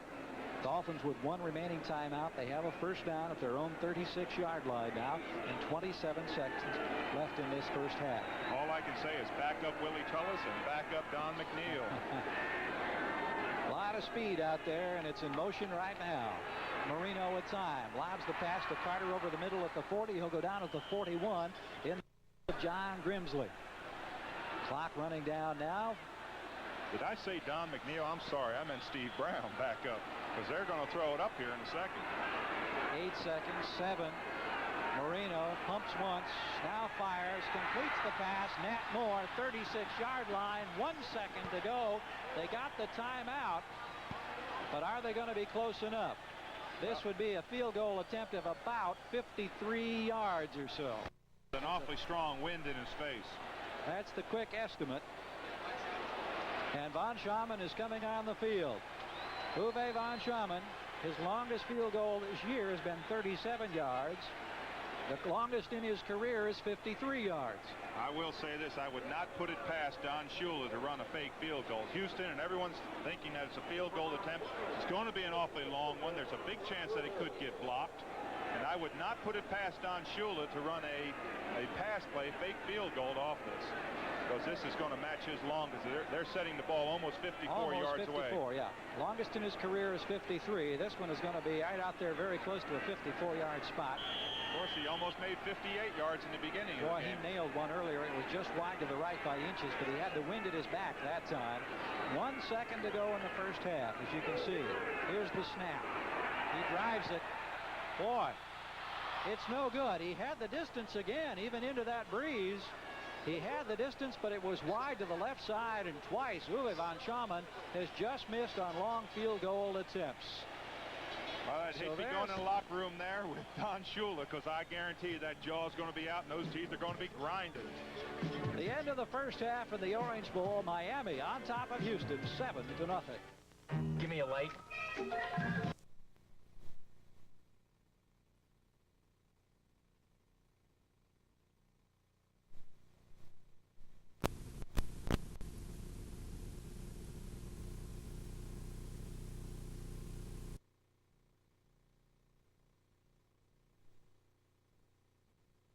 Paid, underworked people want a beer? Meisterbrow. Tastes as good as Budweiser at a better price. Sports World makes big news with the most important track and field event in '84. Helsinki gold medalist Mary Decker and the incredible world champion Carl Lewis. Plus, undefeated Frank Bruno battles James Bone Crusher Smith. NBC Sports is big news in May. Miami on top of Houston, and this one has been a real surprise, Dave, because everybody thought that Miami would really dominate early. Put a lot of points on the scoreboard. They've been unable to do so. In fact, it could be a 7-3 ball game because the Oilers had a great drive, elected to go for the first down rather than almost a cinch field goal. Well, I felt that they should have gone for that field goal early. I don't believe that you give up points. I believe that you go ahead and score points, and that could have been a change in this game. There was also a key play when Herky Walls thought he had a reception when, in fact, the officials ruled that he juggled the ball on the ground. We'll take a look here. He got up, ran with the football, went for what he thought was a touchdown. The play was called back, and the Oilers had to give up possession of the football. that could have possibly been a major swing in the score in this ball game. But as it turns out, it's 7-0. The one touchdown going to Miami late in the first half. It came with just less than 2 minutes to go, and it was a Marino pass that we'll take a look at right now. Marino, for the 18th time this year, finding a receiver in the end zone for a score. And remember, the club record is only 22 touchdowns in a season. Well, I told you they're going to forget about Bob Greasy, and they're doing it already here. Mark Clayton certainly happy, and that's the ball game right now. 7-0 here in the Orange Bowl as we're getting ready for our second half of competition. I hope the second half is as exciting as the first. Sometimes low-scoring games can really surprise you. Well, those statistics show that it is an even game, and either team has got the momentum right now. They can come out and score and win. Taking a look at halftime statistics. Passing yardage for the Dolphins, 218. 242 total yards to 107 for the Oilers. Down on the field, Uwe von Schamann getting set to kick off. Third quarter about to get underway here in the Orange Bowl. Long kick. This one way deep down there. Herky Walls, no opportunity for a run back on this one, and so he just downs the ball, and it'll be the Oilers putting things in play as we get ready to start play here in this second half in a surprising ball game thus far. It's really going to be interesting to see what adjustments the Houston Oilers have made in this halftime, where they have time to look and see what plays work for them, come out and use those to the best of their ability. And Warren Moon had an encouraging first half, and they've got a lot of confidence, a lot of momentum. It could still be 0-0, or it could be 7-3, as we indicated in between the start of the half, but it's still an exciting ball game. It's anybody's ball game, and I think the Miami Dolphins are just as surprised as anyone to see this Houston Oilers team still in the game. Don Shula all week long emphatically telling his troops that you can't take this ball club lightly. They have good personnel. They're going to be hungry. They have nothing to lose. Here's Moriarty now. The single running back, and look at him bruise his way out across the 30, and there's a great individual effort. Well, if you talked about a run, that's the exact point that I tried to make in the first half, is that Moriarty was trying to cut back up, cut inside. Evidently, the coaches have made this adjustment at a halftime, and Moriarty ran to the place where the play was supposed to go. You'll see that in the past, if we watched Dressel make this block here and kick out Blackwood, but he's running to where the hole is. He's not trying to cut back against the grain, and he picked up a first down, 11, 12 yards. That's a great run to start off this half. Moriarty with 93 yards in the 6 previous games this season total, and already up over half of that total in this contest today. Here's again Dressel in motion. Moon back to throw, has time. This one's intercepted. Blackwood at the 43. Laterals the ball over on the far side. Blackwood made a lateral to William Judson, and the Dolphins have the football. Lyle Blackwood came up with the interception of Warren Moon. And that's his first interception this year. And we're going to get an opportunity to take another look now. Well, we said that Warren Moon, they could read the eyes of Warren Moon. You'll see Blackwood step right in front of Walls. No deception on that. Now watch the lateral here. Now he's going to get stopped, and he's going to say, hey, I'm going to lateral back to you. Now here, who wants the ball now? Here. Look at the frustration on the part of Moriarty as he ends up making the tackle. He was very unhappy. But Miami has the football. They have the lead 7-0 early in the second half, and they're in Houston territory at the 40. Handoff. Bennett straight ahead, gets a tough 5 yards. Greg Bingham making the stop as Woody Bennett just put his head down off the right side and got 5 or 6. This is where it's really going to be a test for Houston. Their emotions were up. They come out, they're 7 down, and all of a sudden they get this big play, and they're on the 35-yard line. They know the offense that the Miami Dolphins have. It's going to be a real test to see if they can stop them. Houston coming into this ball game had made only 9 turnovers. Their turnover ratio was a -1. I mentioned the Miami turnover ratio of +11 on the takeaways, and the Dolphins with a big one there. Here's the rookie, Carter. Not much running room on that right side again as Avon Riley is over there to make the stop. Well, he may be unheralded, number 53, Avon Riley, but he is playing with tremendous emotion. I mean, to tell you, he knocked him down on that one. Riley, a 4th-year player from UCLA, 6'3", 236. Having himself a pretty good afternoon. Well, we're seeing Riley go out because it's an obvious passing situation, and Houston goes into what they call their 4-1-6, which is 4 defensive linemen, 6 defensive backs, and 1 linebacker. Let's see how Marino elects to handle it out of the shotgun as he stands back at his own at the Houston 40-yard line, 5 yards deep. 4-man Houston rush. Ball poorly thrown that time. Duper out here on the near side with one-on-one coverage, but Marino got that one down. Well, great pressure on Marino. That's the thing that made that play work, is that Marino didn't have the time to stand back there and throw.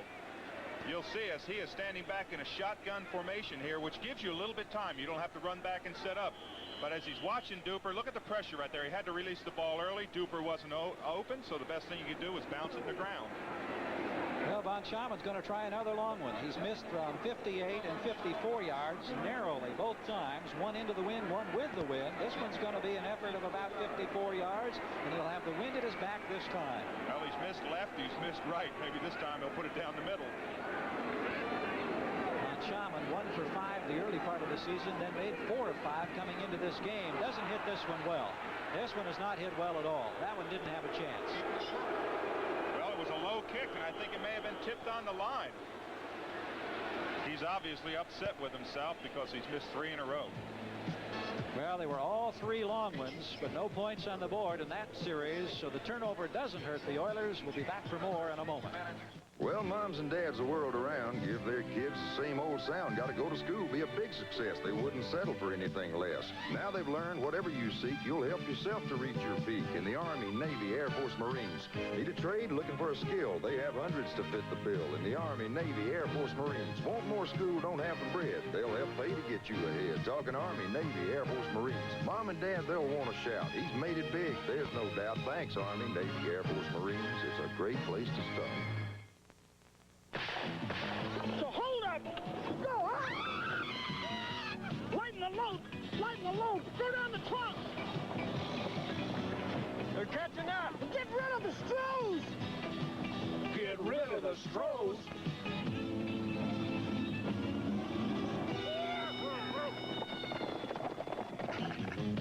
Good thinking, Bart.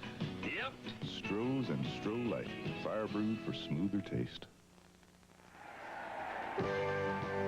Today's game is brought to you by Chrysler Plymouth, who invites you to discover the new technology of driving at your Chrysler Plymouth dealer. By Sylvania Superset Color TV and the complete line of Sylvania home entertainment products. And by AC Delco, the smart parts. 13:06 to go, third quarter here at the Orange Bowl. It's a 7-0 ball game. Miami trying to capitalize on a Houston turnover, had to give up the football. The field goal attempt was no good. There's the aerial squadron taking in the activity today. Down there just above the palm trees at the open end of the horseshoe field that runs east and west. That's the coastal side. Houston with Larry Moriarty driving straight ahead, trying to pick up a couple of tough yards. Mike Charles, who had that injury problem early in the ball game, back in action here in the second half, making the tackle. Gary, you made the biggest statement of this game, is that the Oilers have still got that momentum that they came out with at halftime. Their defense really came out and stuffed the Miami Dolphins, and they have still got momentum. They still can win this game. Hugh Campbell has got to be proud of the effort that his ball club has expended thus far. We've still got a long way to go in a 7-0 contest. Tim Smith, the motion back this time. Moon handing off to Moriarty. No place to go. Rodell Thomas had that one smelled out very nicely. The 4-year player from Alabama State. He's in there in place of Charles Bowser, who's been hurt, right outside linebacker, and Rodell came up with a good stop. If Rodell doesn't make that stop, Moriarty is off to the races. You'll see right here now, if he doesn't make the stop, 54, there's nobody in front of Moriarty. Key play by Rodell Thomas. He broke in as a tight end, signed by Miami last year as a free agent. Spent some time up in the Seattle organization, I believe. Third down. Oilers need 9. So Moon is dropped back in the shotgun now.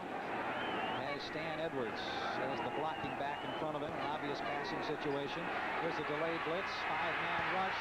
Warren Moon for the first time today is sacked back at the 22-yard line. A.J. Dewey. And listen to the crowd respond to the pressure applied by Betters and Dewey. Well, it's the first time that Dewey's been back in a long time, and the crowd is all yelling Dewey, but it was also better. The NFL Player of the Year, sack champ. Now watch the pressure from the left. Actually, Warren Moon should have probably gotten rid of this ball. They had more blockers. You'll see all the way around the outside. You probably should have thrown that one up and saved the loss. Punting situation now as John James has come in to handle the kicking chores, standing back inside his 10-yard line. Fulton Walker is the return man now for the Miami Dolphins. The Dolphins on top 7-0 as we await the change of possession. Here's the kick, not a particularly impressive one, taken on the far side by Walker at the 43-yard line across the 45. Gets only a couple of yards, and that's going to be it. Well, James wanted the penalty that time as the blocker rolled into him, but he didn't get it.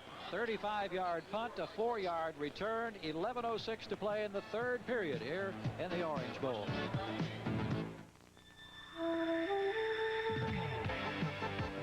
For 1985, Plymouth engineers a new 550 Reliant K, the Reliant Super K. Magic. The best 6-passenger car value. Backed with 550 protection. Aerodynamically redesigned to be more efficient. We made the best better. 550 Reliant. The Super K. Match it if you can. Plymouth. Best built, best backed American cars. When you take one of these things up, you've got a crew to help. Test pilot Chuck Yeager for AC Delco. When it comes to my car or truck, I do the work myself. In 40 years, AC spark plugs have never let me down. And with today's technology, AC fire ring spark plugs are engineered to give you up to 30,000 miles reliable performance. Never wait for trouble. Go with AC fire ring spark plugs. Call 800 AC Delco for a retailer near you. Kerry Gerald and Dave Rowe at the Orange Bowl. And Dave, let's take a look at this business here. John James trying to get the kick away. Well, they used to give Oscars acting, but I don't think this is play action. Is this roughing the punter as you'll see him come in last? Late there, rolls in, and down goes James. I don't know whether they call that he had control of himself and he rolled in after the kick. Maybe it has to be in the actual kicking action, but it could have been either way a call. No flag on the situation. Miami in possession. They have the lead 7-0. They're at their own 46-yard line as Marino sets, and he gets set to throw once again. Steps up in the pocket and looks deep on the near sideline. Oh! Clayton almost came up with one of those miraculous catches. He went up with that great leaping ability with Willie Tullis, and I thought for a moment, even as he was turning, he was going to hang on to that football. Boy, oh boy. Willie Tullis played this thing as good as you can play it, or as well as you can play it. It's a bomb out here to Clayton. Marino steps up. He unleashes about a 60-yard bomb. Watch the recovery by Tullis here. He just gets back in time to knock that ball out. Boy, what speed on that guy. Look at Marino. Oh, well, what do I have to do? You know, I mean, I threw that thing right out there. He probably should have had it. Fine play by Willie Tullis. Mark Clayton caught his 6th touchdown pass of the season a bit earlier. That's the only score in this contest. Here's Bennett. Big hole. Inside the 40 to the 35-yard line. Woody Bennett just exploded through there before Carter Hartwig could pull him down at the 35 or 36-yard line. The thing that Miami does so well is it keeps the defense off balance. I played on this team many times. I've played against them. They keep you off balance. Just when you're thinking pass, they run that quick trap up the middle, and you can see that, well, they have Nathan there. It's number 22, but actually it was Woody Bennett, number 34. But he's into the secondary, and they're thinking pass, and picks up 15, 20 yards, first down, 35-yard line. 19-yard gain, and that's his longest of the season. His longest had been 11 yards, but he got 19. And it's the longest run from scrimmage for the Dolphins this year. Here's Duper out of bounds at 21-yard line. Brown bumping him out of bounds, picking up another quick 15 as Marino comes right back. Boy, Duper did not like that last little tap that Brown gave him on the end of that catch. He hauled up and smacked him in the head. This could have been a penalty. It's a foolish play on Brown's part. All he has to do, Duper is coming out here. You can see the respect they have for Duper. They drop so far deep. He's standing out there all by himself. Now watch the hit in the head here. He could have gotten a penalty for that. That's a foolish play. He's fortunate that he didn't get a penalty. Well, it was with the open hand rather than with the forearm. Had it been with the forearm, I'm sure we would have seen the flag. At the 20-yard line, here's Carter, the rookie running back, getting a tough yard inside the 20 to about the 19. We understand that Tony Nathan, who we saw leave the game earlier, will not be back. Bob Ham with the tackle here, number 90 for Houston. There's Nathan over on the near sideline. Well, since you said it was Bob Ham on the tackle, I'll say that that is a hamstring pull on Tony Nathan. I'll groan at the appropriate moment here. Just inside 10 minutes now, 9:41. The clock running here in the third quarter at the Orange Bowl. Miami threatening against a Houston ball club that's been surprisingly tough. Marino backpedaling, looking over the middle, completes the pass. Tight end Bruce Hardy at the 10-yard line, and Willie Tullis wrestles him out of bounds. And there's the penalty marker. Willie Tullis just a little bit too strong as he wrestled Hardy out of bounds. And the penalty marker is thrown after a 10-yard gain. Well, that's the things that'll kill you when you are getting at, when you have to answer the call and you have to stop them. You don't need to do plays like this. You don't need to do anything extra. It's obvious that he's out of bounds. Watch here at the end of the play. He's obviously out of bounds right now. Now you just let go. You don't throw him down. Willie, you played a fine game so far, but you don't do that. Now just a little bit of the frustration of an 0-6 season perhaps surfacing on that particular play as Tullis gets the penalty marker, and that'll move the ball now inside the 4-yard line. Now they move it back. It'll be right at the 4-yard line. First and goal for Miami.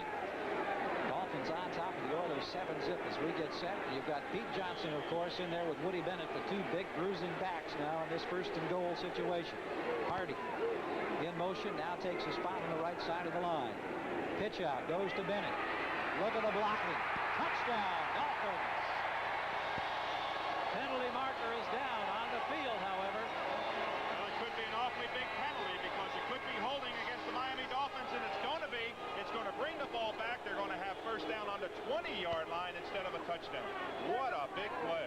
Pete Johnson leading the charge into the hole on the quick pitch to Woody Bennett, and here's the call from Dick Jorgensen. Number 84, offense, for first down. Hardy, the tight end, is the man who gets the call on the hold. Well, you can see Hardy at the top of your screen. He may come back into your screen, but he's tackling the linebacker as he comes up to turn the play back in. And what is apparently a touchdown is turned around, and now it's first down on the 15-yard line. It's going to be a little bit different. Hardy on the far sideline over there. We look at the yards total penalty for the ball game. First and goal, ball just inside the 15. We'll call it the 14 for Miami, and Marino back in that pocket, and again protection. Ball up for grabs as it bounces in and out of the arms of Carter. Joe Carter, the rookie, received an award prior to this ball game today. The Tommy Fitzgerald Memorial Award goes to the rookie who is determined to be the top player in training camp. They made the presentation before the start of the game. He thought he had a reception there, but Greg Bingham really put the muscle on him. Marino is 20 for 25, has 243 yards, but he's only got 7 points on the scoreboard. That's the big surprise, and that's the story here in the Orange Bowl, is Miami. Now second and goal from the 14 of Houston. Well, in the same situation, they ran that quick up the middle, but it looks as if it's going to be a pass on this play. Got Jensen in at one of the tight ends. Over the middle, it's Duper. Duper circling, looking for running room, still on his feet, backpedaling. Now clear back to the 20, comes back to the 25, and hammered. Oh, was he leveled. Robert Abraham made the hit, and it's going to be all of that work for a 2-yard loss, and Duper is down. Well, so is Greg Brazil. He got chopped back on like you wouldn't believe. Watch this play all the way through. You'll see the speed that Duper has. This is unbelievable. He's able to get 4 and 5 yards, bouncing off him. They thought he wasn't tough enough to play NFL football. Look how far back he comes now. There's Abraham making a tackle. Oh, and what a hit. Wouch, did he get stung? Who was that? Greg Bingham coming in there? Robert Abraham was the man who made the stop. We have an injury timeout in a hard-hitting, surprising football game. And Miami, 8:51 to go in the third quarter. The Dolphins still on top by a touchdown. The secret of the new luxury is science. This efficient turbocharger is now available in all new Chrysler LeBarons. So now you enjoy LeBaron luxury with the power of a V8 and the efficiency of a 4. Indeed, you have never been moved like this before. The new turbocharged Chrysler LeBarons. Quality, backed by the Chrysler Protection Plan. This is the new science of luxury from Chrysler. The best built, best backed American cars. This Bud's for everyone who's got what it takes to make his own brakes. Are we on? This is Paul Martinez reporting to you from the International Airport. add just for you. That distinctively clean, crisp taste that says Budweiser. From the International Airport, this is Paul Martinez reporting. Thank you, Paul, and welcome to the news team. To Paul Martinez, my son. America's favorite pastime returns to NBC Sports as the nation's top bowlers aim at nearly $1 million in prize money. Jay Randolph and six-time Bowler of the Year and Bowler of the Decade Earl Anthony host the PBA Fall Tour. Premieres next Saturday on NBC.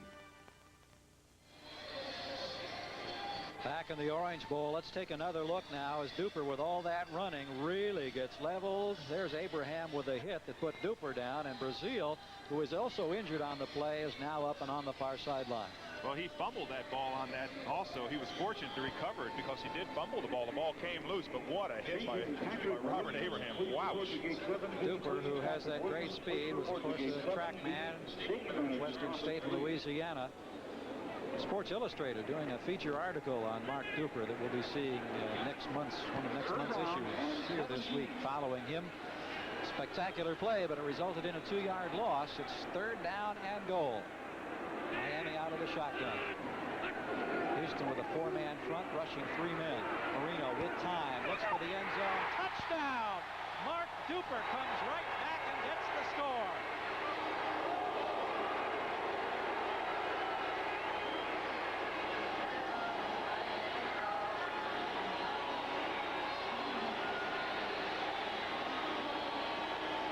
Touchdown pass number 19 on the season. This one for 17 yards, and what an effort here, Dave Rowe. Well, it's a great catch, but it's also a great throw. Look at that ball thrown in there.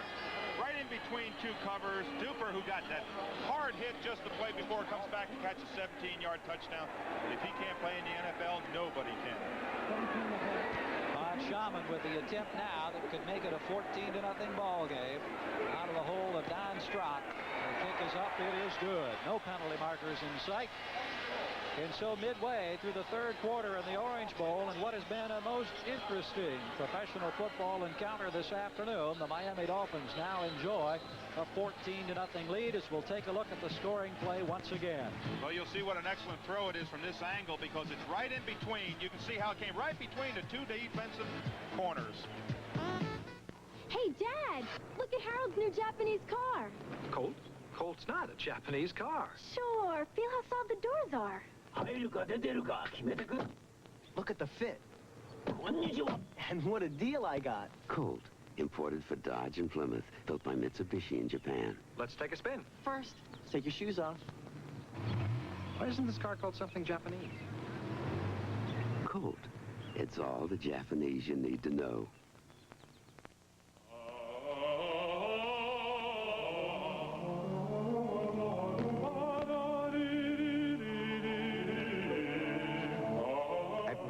We make computers that not only enhance individual performance, but work in harmony with one another and compatibly with our competitors to bring out the brilliance in all.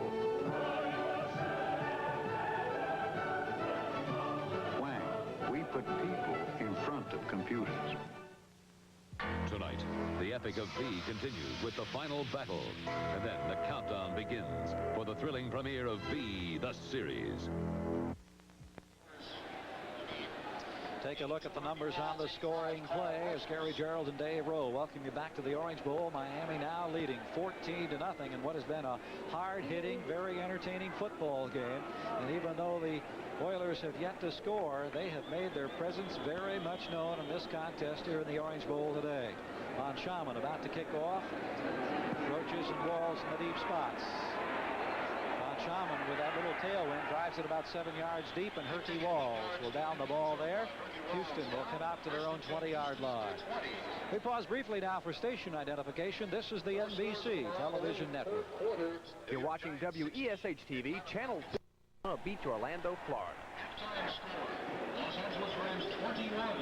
Miami with 258 yards passing thus far in this ball game. We're just checking here with our stat man Bobby Harris. 148 of those 258 yards have gone to the combination of Duper and Clayton. They have been spectacular today, as they have been all season long. Now the question becomes, can Warren Moon bring the Oilers back? Moriarty gets the first call. Right head gets about 4 yards. Bob Baumhauer once again sealing up the center of that defensive line.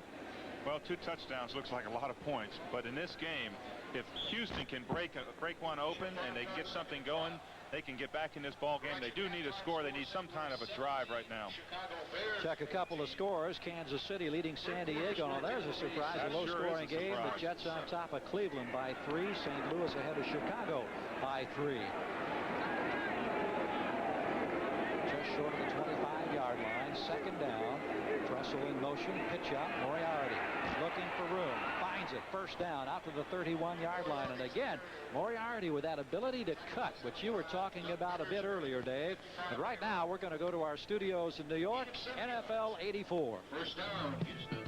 Thanks, Gary. This is Ahmad Rashad. And in New England, Tony Eason feels a little bit of pressure, avoids the rush, scrambles up the middle for a 13-yard touchdown. New England's on the way back. It's Cincinnati 14-10, third quarter. Thanks, Ahmad, keeping us up to date on other activity around the league. Miami here leading Houston by a couple of touchdowns. Moriarty now carrying 13 times for 51 yards. Got the first down for the Oilers. Spin, the handoff once again. The ex-Notre Damer, Moriarty, muscling his way out to the 40-yard line. Good, tough running. Bob Brudzinski coming up to make the tackle that time. And I'll tell you, Moriarty is making the best of this opportunity now that Earl Campbell is no longer with the Houston Oilers. We'll check some more scores. Rams, no problem. You talk about the trade. Earl Campbell not able to do much today for Bum Phillips and the Saints. Cincinnati on top of New England, as we mentioned. That one got a big charge here when they announced it. And the Giants are in Atlanta. Stan Edwards now the running back behind Warren Moon. Ball just short of a first down. 2nd and 1. We're watching Smith in motion to the near side.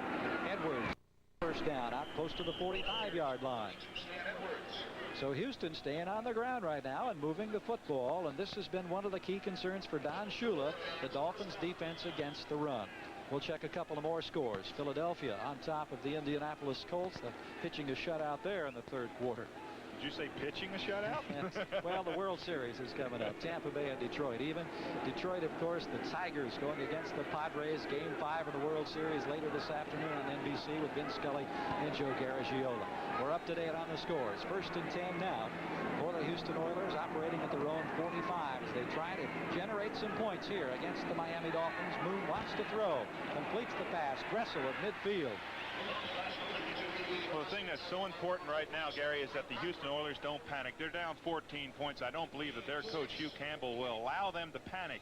But what happens to so many young quarterbacks, and we look at Warren Moon thinking that he's a young quarterback, but he's got 5 or 6 years experience, but they just cannot panic. They've got to run safe plays, a quick out here to Dressel, use Moriarty in there, drive down the field. There's an awfully lot of time in the game, and they can get right back into it if they get a score. Well, that's what they've been able to do in the last few plays. Moriarty getting the call off the left side, and they have generated about 33, 34 yards on this drive since the kick after the Miami score.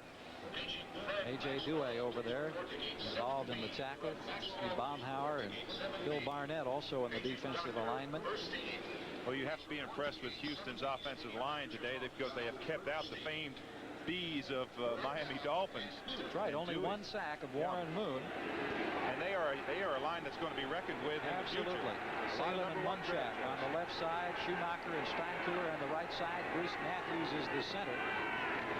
Warren Moon needs about 1.5 yards on this third down play. He steps back, flips the pass out here, complete to Edwards, has the first down inside the 40 and out of bounds at the 39. And the impressive thing is that's a great call. I mean, that's a great call by a quarterback. On third down and 1 or 2, he didn't panic and have to run a quick play in there trying to pick up the bone-crunching 1 or 2 yards.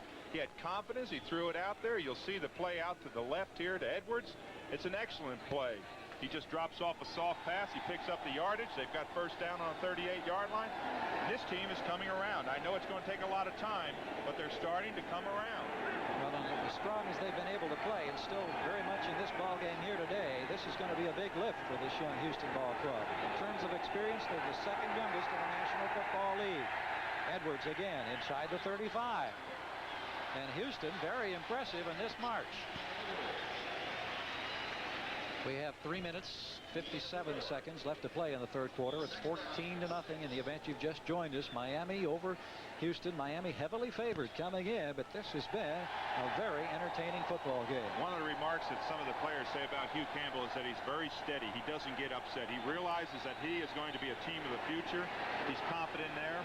That was Don Shula. He's not steady. He yells and screams. Just short of the 34-yard line. Second down. Moon with a longer count this time, taking the play action, flips the short pass. Jamie Williams, the tight end, at the 32-yard line. Bob Rudzinski coming up to make the stop on number 87, Williams. Probably the biggest thing that stands out in my mind as we watch Jamie Williams walk back is that Houston, other than that one interception in which they stopped him, has not hurt themselves with penalties. They have not hurt themselves with interceptions, and they have not hurt themselves with fumbles. And a young man named Steinkühler is getting an awful lot of action in there against Doug Betters. Number 70 is Steinkühler. Look at that block. He's learning how to play in this game. He's playing against one of the better defensive ends in football. Second player tabbed in the draft last spring. There's movement in the line. And the play is still underway. Wait a minute. There has to be a flag on that. I can't believe that we didn't see a flag with all of that movement. But I can't believe it. Somebody was in there, and we saw Turkey Walls tripped up in the backfield. But he was tripped up by a Miami Dolphin, came across the field and tripped him up. That's amazing. I've never seen anything like that. Well, we'll let Dick Jorgensen and his staff sort this one out and do some interpretation for us. He's saying, come on over here. Are you sure that guy didn't jump in the backfield and trip him? Watch here to your left of your screen. You'll see. Now look right there. You see where the Miami Dolphin is on the right of your screen? That was a Miami player. He did not trip over one of the linemen. Steinkühler never moved. He was hit by a Miami defender. That's amazing. I've never seen that, and there was no flag. I think the referee was caught by a little bit by surprise. Let's take another picture of that. That was really interesting. Sideline view coming up here. Maybe we Only 20 years I've never seen this. Now watch this. You jump across here. You knock down Walls. Now you try to get back. That was number 78, Charles Benson. Now we couldn't actually tell there if Benson made contact with Walls or not, but Walls and the rest of the Oilers clearly thought that he did. Well, I doubt that Walls would have fallen down by himself. Foul on the play. It's fourth down. No foul. And good. Fourth down. All right. Look at Don Shula. He's not happy. I cannot believe that. So they wind the clock. 2:32 and counting here in the waning stages of the third quarter. It's fourth down, and after that tremendous drive, what a shame to see this happen now to the Houston Oilers. Well, let me ask you this. Did he ever snap the ball? Because I never saw him snap the ball. I've never seen him play. I played 20 years of football. I've never seen him play like that happen. He was 3 yards into the backfield of the Houston Oilers. Florian Kemp, whose longest field goal this year is 25 yards, is going to try a 49-yarder. Here's the kick. He's got enough foot. It's good. Oh, boy. The Oilers are on the board as Florian Kemp comes in and drills one from 49 yards out, and with 2 minutes to go in the third quarter, Houston finally breaks through. Well, he had only kicked 2 out of 3, but he came through with 49 yards, and they're back in this ball game. We'll be right back after this message. Sat down with Mom, talked to Dad. Can't get it together, makes you feel sad. You know you can do it, you wonder where. You want it soon because you really care. The services can help you so you not only get better, you really grow. Talking Army, Navy, Air Force, Marines. They'll take you, train you, show you the way. You'll work hard, get decent pay in the Army, Navy, Air Force, Marines. Prove you can make it. Prove it to all. Serving your country and walking tall in the Army, Navy, Air Force, Marines. You've got it together. They'll see in a glance. Thanks to the services, you got the chance in the Army, Navy, Air Force, Marines. It's a great place to start. When night comes out to play. Turn it loose with the silver bullet. Find it, catch it, grab it, pull it. It's the right light one when you hit the town. Coors Light will never, never, never slow you down. Midnight party right. Turn it loose with the silver bullet tonight. Coors Light beer. Coverage of the World Series continues next on the NBC television network. At the Orange Bowl, we're looking at Dean Steinkuhler across the way. The Outland Trophy winner is a great collegiate player at Nebraska. He has some fond memories of the Orange Bowl because it was here on January 2nd. And watch this play. I'll never forget this play. He puts the ball down. Steinkuhler picks it up. Steinkuhler runs around and scores a touchdown. Now, he knows his way to the end zone. But what an unbelievable play. I'll never forget when I watched that game that he scored on that touchdown play. I don't know what they call that, the dipsy-do or the razzle-dazzle. That was a sensational ball game, of course. Nebraska against Miami here in the Orange Bowl, January 2nd. You know that Steinkuhler's never going to forget that play either. As we get set for the kickoff, here's James, or Kemp, I should say, with the short kick coming down to about the 15-yard line. Bobbled momentarily over there, and then Walker getting out across the 30. Penalty marker down on the field. 17-yard return. We'll see whether or not it stands. Brian Caldwell making the tackle for Houston. That's going to be an illegal block in the back or a hold. That's the only penalty that can be thrown by that judge there, unless he sees, of course, a personal foul. And it's going to put the Miami Dolphins deep inside their own 20-yard line. Illegal block, number 55, receiving team. First down. So Dick Jorgensen making the interpretation of the call for us as we're in the final 2 minutes of the third quarter. I want to remind you that we're talking about the World Series later today. Well, coming up next Saturday here on NBC, the PBA, Professional Bowlers Association, premiering the Fall Tour. And I know you're going to enjoy watching Earl Anthony, the great Hall of Famer, and Jay Randolph in action as they team up for a series of 7 events on the PBA Fall Tour. It all starts next Saturday on NBC Sports. Dolphins with a little razzle-dazzle. Carter with running room across the 20. Slips outside and look out. Here's Joe Carter on the loose to the 46-yard line, and a penalty marker is again down. Willie Tullis finally tripped him up after a gain of 33 yards. Well, Mark Duper, I hate to say it, in his anxiousness to get a good block there, is going to get a holding call, and it's going to bring back what was really an exciting run. That fella got out there and really took off. Carter, as we mentioned earlier, was singled out for special mention as the recipient of the Fitzgerald Memorial Award prior to this game for his performance in training camp. And here you look at his open field running style as Joe Carter had the Oilers mumbling to themselves, but unfortunately the penalty negates a great effort. Ball back at the 26-yard line. 1:37 to go. Clock being stopped here with the penalty. Miami on top 14-3. Houston breaking through on the 49-yard Florian Kemp field goal. But they have been in this ball game all day. Woody Bennett with some high stepping out across the 35. Carter Hartwick makes the stop, and Bennett flashing some style there. Gary, this is just the same point that Houston was in last week when they had to stop. They had to stop Cincinnati, and they did not do it. They had like a defensive lapse, and this looks almost as if it's the same type of a lapse right here. They're just not tackling well right now. They've run the ball out, brought up 2nd down and 1. This is a famous down for Dan Marino, and that's the old 88 and out the gate back to 85 Mark Duper. 2nd and short yardage, about a foot needed for the first down at the 36-yard line. Miami with the lead. Handoff goes to the big bruising back. Pete Johnson has the first down at about the 39-yard line. Johnny Meads making the tackle for Houston, but the man that Bingham called the big refrigerator gets the first down. Is that a side-by-side refrigerator? It's anything he wants it to be, believe me. I'll bet those fellas just die in the preseason here because it is awfully hot. You can imagine what it's like for a team that's used to playing in the north to come down here. Fortunately, it's a beautiful day today. A little breeze helps. Temperatures still in the mid-80s. It was 82 degrees at game time. 1st and 10 now for Miami. Carter across the 40 to about the 42 as he comes this time off the left side, and Mike Kennedy, rookie or a second-year man from Toledo, free agent acquisition of Houston, making the tackle.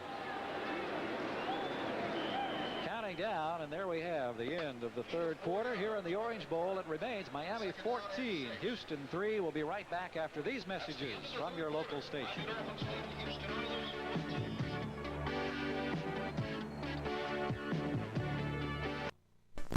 I'm Bryant Gumbel. Today puts you face to face with the world, the unfolding drama behind the headlines, people, places.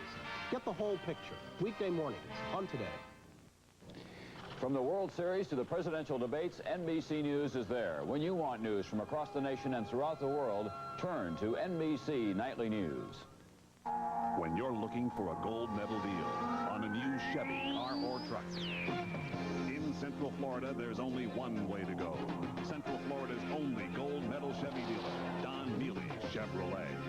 Gold medal for value, above and beyond the call of duty. Gold medal for award-winning service to our customers. So why settle for less? Go for the gold. At your gold medal Chevy dealer, Don Neely delivers. Good morning, I-100 with Dr. Johnny Fever, and it's time to... I-100, hot rockin', flame-throw, playing the hits. I-100, where the heavy hits just keep on coming. I-100, we're smoking. Except no substitutes. I-100, it takes a knockin' and keeps on rockin'. Oh, yeah. The Beach Boys, Monday at 7:30 on Entertainment Tonight. Today's game is brought to you by Lincoln, what a luxury car should be. By Lotus, makers of 1, 2, 3, and new Symphony software. And by the U.S. Postal Service. Discover stamp collecting. Discover the America you may never get to see. Along with Dave Rowe, I'm Gary Gerald here at the Orange Bowl on a glorious Sunday afternoon in Miami. Right now, Miami trying to protect a 14-3 lead as we start the fourth and final quarter in this one. Joe Carter, the rookie back, has carried 4 times for 26 yards. He had that great 33-yard effort negated by a penalty. 2nd and 6 now as Miami has Jensen in motion from the near side. Handoff goes to Woody Bennett. Across the 45 for a couple of yards. And let's go now to our studios in New York for an NFL update. Thanks, Gary. This is Ahmad Rashad. And in Kansas City, San Diego's defense comes alive as Gil Byrd, the second-year man out of San Jose State, intercepts Bill Kinney and returns it the distance. 99 yards at San Diego 13, Kansas City 10, third quarter. Oh, ouch. Some kind of a ball game and a 99-yard interception return. Thank you, Ahmad. 47-yard line now. The Dolphins 3rd and 1. And the Oiler defense digging in now. They would love to be able to force a kicking situation right here. Just short of midfield. Handoff inside. Carter has the first down, and he's into Houston territory. Good, tough head-down run by the rookie running back, Joe Carter, who is seeing some duty today after the problem that was encountered by Tony Nathan in the first half and put him on the sidelines. Dolphins have really been battered through the first 6 games of the season, and they've had a couple of more players hurt today. Kozlowski is out. Nathan is out today. Speaking of battered and things like that, we might take notice of the fact that the Miami Dolphins do wear another year. They've had to wear another number on the back of their helmet this year, being number 20, David Overstreet, who was killed tragically in the offseason. I want to respond to that, too. It's an interesting thought. If we watch Marino set up and look down the middle, this pass goes incomplete. You know, a couple of days ago here in the Miami newspapers, columnist for the Miami News, Tom Archdeacon, wrote, Dave, what I thought was one of the most poignant pieces that I have read in some time, because it was a story about David Overstreet's family, his widow and their young children, and you see the number 20 that's on every Miami helmet. And it was one of the most poignant pieces you'd ever want to read. And I just, I say hats off and salute Tom Archdeacon of the Miami News, because it was so beautifully written in memory of what that young widow and her 2 children are having to go through now, and remembering the very popular edition of David Overstreet and what he meant to this football team in his one short season with the Dolphins. Marino back to throw, almost tripped up, scrambling across midfield, going to hang on. He's fair game out there, and down he goes at the 46-yard line. Brazil coming up to make the stop. I beg your pardon, Johnny Meads. Dan Marino, for one of the few times, having to hang on to the football and try to do something with it. What a great rushing average he has. It's a good thing he's got a rocket for a right arm, because he wouldn't make it in the NFL. But the interesting thing here is that look at the pressure that he has here. Look at the pressure. He's got a lot of pressure. He steps up. He almost falls down there. But Houston has really put the pressure on him. I mean, there's guys flying around out there. You see 97 flying around out there. They really want to win this game. Joe Costanza, our chief statistician, providing some interesting information about Marino's rushing statistics this year, but it's the passing game that has made this man feared. Jim Jensen, the intended receiver on that one, and Teddy Thompson putting the hammer on him. And now the punting situation comes up. Coming into this ball game, the rushing average for Marino was a -.16, and he's had his share getting rushing yardage today. The pass this time in and out of the hands of Jim Jensen, who is the number 3 quarterback, and he's been used after the injuries to Joe Rose as the receiving tight end. Kind of hit him in a bad place, the hands. Carl Roach is in the deep spot as we await the Reggie Roby kick. Earlier we talked about the great lift that Roby gets, and he line drived one for 53 yards. He drilled one. But you ought to see how long he keeps that ball in the air when he gets it up there. Yesterday out at practice, I could not believe a couple of times. That's a pretty routine kick there. Roaches with a fair catch at the 11-12 yard line. Penalty marker is down. Oh boy, we're having only an argument. 33 yards. The hang time wasn't much, and we may have a roughing call. Yep. First down, Miami. Well, those are the things that will kill you. You just cannot do that and win consistently in this league, and that's what Houston has got to clear up. You cannot rough a punter when your defense is... Number 91, defense, first down. Well, you hear the call, but you cannot rough a punter. When your defense has come out there and they've stopped them, it's going to give the ball back to your offense. You're down 11 points. You can't rough the punter. You're not going to block it 97, or 91. You're not going to come in there and block that ball clean, and if you miss it, you've got to miss the punter. Well, Johnny Meads hanging his head there after a bit of frustration. More coming up here from the Orange Bowl as we have a 14-3 ball game, and we have the Dolphins moving up down to the line of scrimmage with that first down and the roughing call at the 40-yard line. That one really hurts, as you say, Dave. A young team will make those kind of mistakes. Inside handoff inside the 40-yard line, and Carter again picking up a couple of yards. Brian Sosha is there along with Greg Bingham. See where the ball will be spotted at about the 36-yard line. Well, this is where it'll really kill you. This is what the Miami Dolphins do so well. They control the ball. They don't make mistakes. They'll come in there. We haven't seen many fumbles today. We have, in fact, I don't think we've seen any fumbles today. But we've seen good, solid, hard-hitting football. And Miami has the ability right now to drive the ball. They've got all the weapons. And Houston has just got to come up with some kind of an effort. Miami having turned the ball over only 7 times in the preceding 6 games as Marino dumps the pass out to Carter. Carter upended, still maintaining some balance that got him across the 35-yard line. Steve Brown and Bo Eason coming up there to make the tackle. The force by Steve Brown was unbelievable. He came up there and just threw himself down in there, and it looked as if, and it's a very safe play. It's a screen play out here to the right. And watch Brown come into your picture from the right.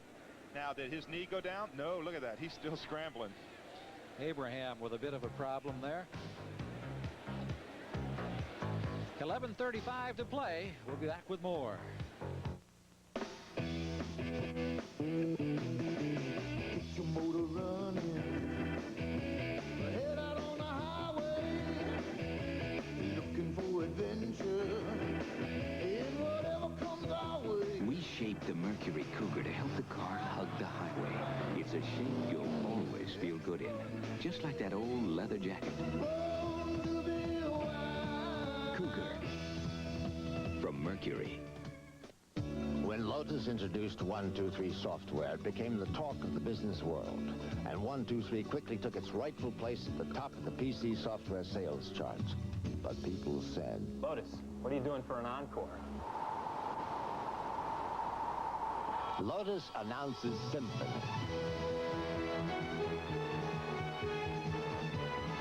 123 and new Symphony software from Lotus. One great idea after another. Back in the Orange Bowl, Robert Abraham, the third-year player from North Carolina State, walking off. You know, last year against Miami, he broke his leg in the football game, but he never told anybody he was hurt until after the ball game, and they determined that there was a break, and he, of course, was out the remaining couple of weeks in the season. There we saw him limping off that time.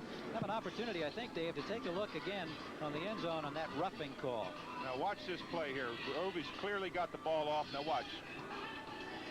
Now that looks almost exactly like the one that they did not call against the Houston. He rolled into him. And of course, you know, if you want to make speculation or you want to make controversy, why is a roll in roughing on one guy and a roll-in's not roughing on the other. I'm sorry about that. You're not trying to stir up some trouble now, are you? Oh, no, not me. I'm one of the nice guys. 11:25 left in this ball game. Marino 23 of 30 for 263 yards, and of course he has the 2 touchdown passes. One to Clayton, one to Duper. He's back to throw once again. He has time, looks over the middle, wide open, Nat Moore, touchdown, Miami.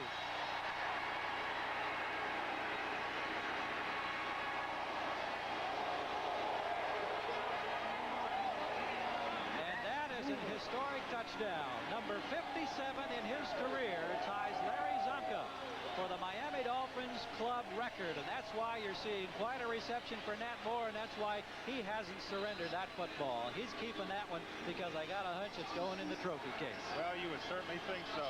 Very gutty call here, but I was almost expecting it. 3rd down and 1 foot to go, 1 yard to go. Marino, a lot of confidence, throws it up to Nat Moore. And as you said, Nat Moore has indicated that he may retire after the season. And you know that's a big one. What kind of jump was that, Nat? Extra point attempt splits the middle of the uprights.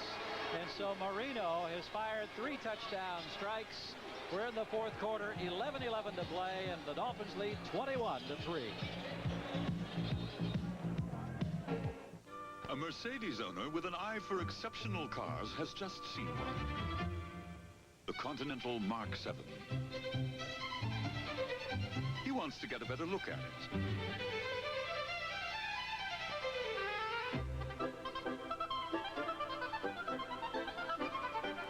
For now, he must be content with the knowledge that this new Mark gives Mercedes something it hasn't had before.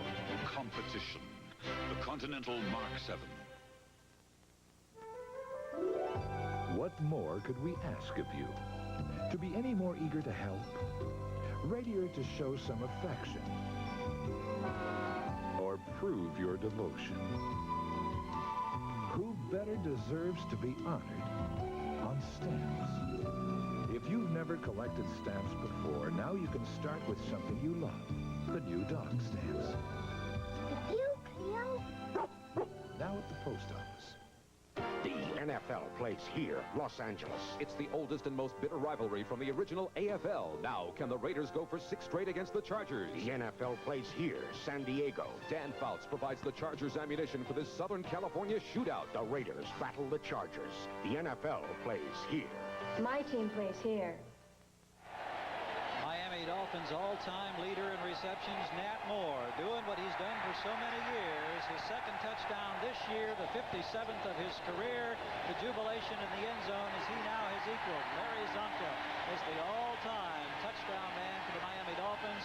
And the wave is crashing on the shores of the Orange Bowl. They told us yesterday that the Miami fans don't perform the wave here.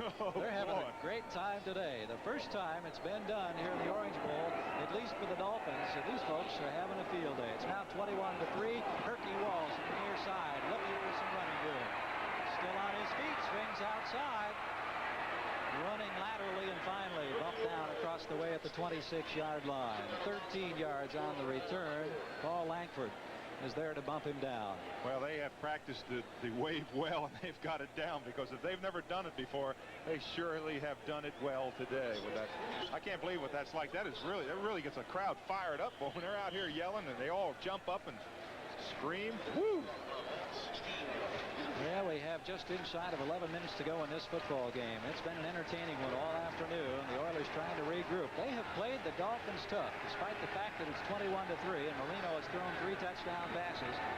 Houston, trouble all year, generating an offense. They have only 3 points to show today. Warren Moon in that catch-up situation. Flips the pass out to the 30-yard line, and it's pulled down by Dressel. There with the tackle is Bob Brzezinski. We talk about special events coming up on NBC Sports. Here's going to be a great day on November 10th, a $10 million day, if you will. That's the day of the Breeders' Cup. All the great horses going in 7 events out on the West Coast, 4 hours of live coverage. And the purse for every race is at least $1 million. There's a $2 million turf race, a $3 million Breeders' Cup Classic. November 10th is the day. I know you'll enjoy 4 hours of coverage on NBC Sports.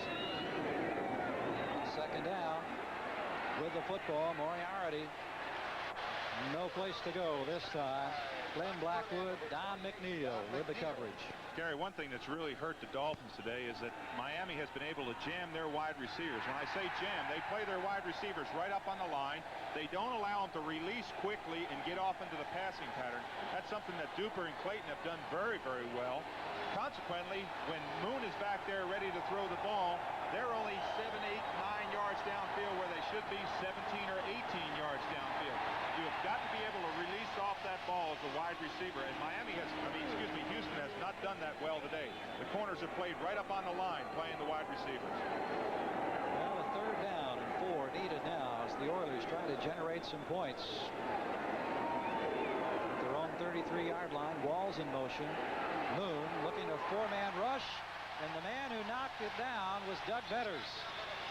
Number 75, who leads the club in sacks, got a hand up in the air, and at 6'7", 265 pounds, when Doug Betters gets a hand up in the air, you got to be throwing mighty tall. Let's take another look. Well, when you drop back and you're trying to look downfield and you've got those trees standing up in front of you, you can see the ball bounces off that one big oak tree, that left oak tree that was hanging up there. It's awfully hard to throw when they get that penetration, you get those arms up. We mentioned earlier the fact that Baumhauer was honored as one of the defensive MVPs last year. Doug Betters was the Associated Press Defensive Player of the Year in '83. They've got a stout defensive core. As Fulton Walker is now back in the return position, awaiting the punt from John James. James from his own 23 gets the kick away at the 22-yard line. Walker out to the 30, bounces off a couple of people, and then is pulled down. Mike Halston, who's playing with a broken finger, we understand, one of the headhunters on the special teams, there to make the tackle, number 84, 3rd-round choice a couple years back out of Morgan State. So the change of possession leaves us with 9 minutes and 4 seconds to play. Miami on top, 21-3.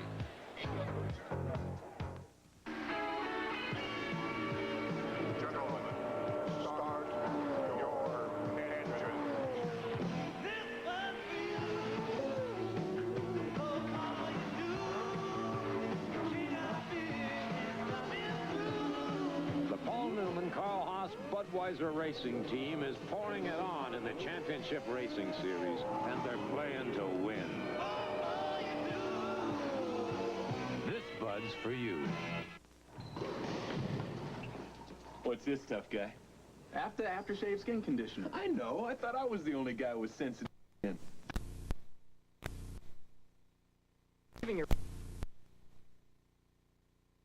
Looks different. Oh, it's rich. It's a lotion. After Sue's razor scrape sensitive skin. Hey, this feels great. And smells good, too. Terrific. Sensible care for sensitive skin. Aftershave skin conditioner. Fine Menon. A U.S. Marine, a raft guy, a cross-country skier, a special breed of athlete, a special breed of man. One who challenges nature and himself. 8 men face the rugged wilderness of Oregon's Snake River on a 90-minute survival of the fittest. Just over 9 minutes left in this ball game, and we've mentioned a couple of times today, even though the point spread is about what the odds makers thought it would be now at 21-3, I think you have to be impressed with the effort that the Oilers have been able to come up with, even though they've got a big job in front of them in the final 9 minutes. Well, they have an awful lot of young players out there, and they have not quit. They have played hard football with 2 or 3 breaks. I think that field goal in the beginning would have been a big difference. I just think they could really be in this ball game, could be a factor. Well, now it's the Oilers defense going to work as Marino trying to protect a 21-3 lead here. Brings the Dolphins to the line. The handoff to Johnson, and Johnson in the grass with Bingham, and he's not going to go anywhere. A loss on the play. Greg Bingham led the club in tackles 10 of the previous 11 years. Last year, the first time, I believe, perhaps he did not lead the club, but only one time in his career had he not led this ball club in tackles. He's been in on a bunch of them today. Well, I'll tell you, he's quite an individual, too. He's a great supporter, and I don't know if I'm allowed to say this, but he's a great supporter of the McDonald's house, you know, the terminally ill children's house, and you certainly have to admire that. Well, so many of these players taking such an active interest, and we've seen more of that in recent years, it seems, and it's one of the great aspects of this professional football game. At the 30-yard line, 2nd down and 10. Handoff Woody Bennett. No place to go this time as he swings wide to the left. Greg Bingham on top. John Grimsley is on the bottom. I want to ask you, Gary, do you think this team has quit? Look at the effort that they've got. They've got 3 guys on this tackle. Everybody's running. There's nobody quitting on this team. Their days are ahead of him. Watch Bennett here. He has nowhere to go. He's got 3 guys. There comes one in there. You'll see another one come in there, and here comes a third one down into the pile. Right. They've not quit. They're really hustling out there. Johnny Grimsley, a rookie from Kentucky, on the bottom. The veteran Greg Bingham, 12-year veteran from Purdue, on the top. Third down. Miami needs about 11. They've gone to the shotgun with Marino standing back at the 24-yard line. Now backpedals to the 19. Steps up in the pocket and throws. Man wide open. It's Nat Moore again, this time in Houston territory. And what a job Marino continues to do. Third down situations, they just send so many receivers out there, and it makes it really tough on that defensive secondary. Well, anytime you're rushing 3 defensive linemen against 5, you're not going to get to them. And you can see Nat Moore was in the seam. I am really impressed with Marino's statistics today. He has thrown the ball.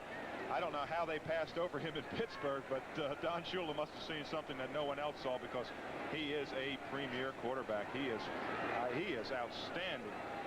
Second-year man. Last year against Houston, Marino ended up with a knee injury that put him on the sidelines and had him limping going into the playoffs against Seattle that they lost. Handing off here to Carter. Carter to the 40-yard line, and Bingham again on the... Just when it looked like Houston might be able to force the turnover and get the football back for these final minutes, Marino comes up with a big play. Marino has thrown 3 touchdown passes today as we check some other scores. 17-13. Kansas City and San Diego slugging it out now in the 4th quarter.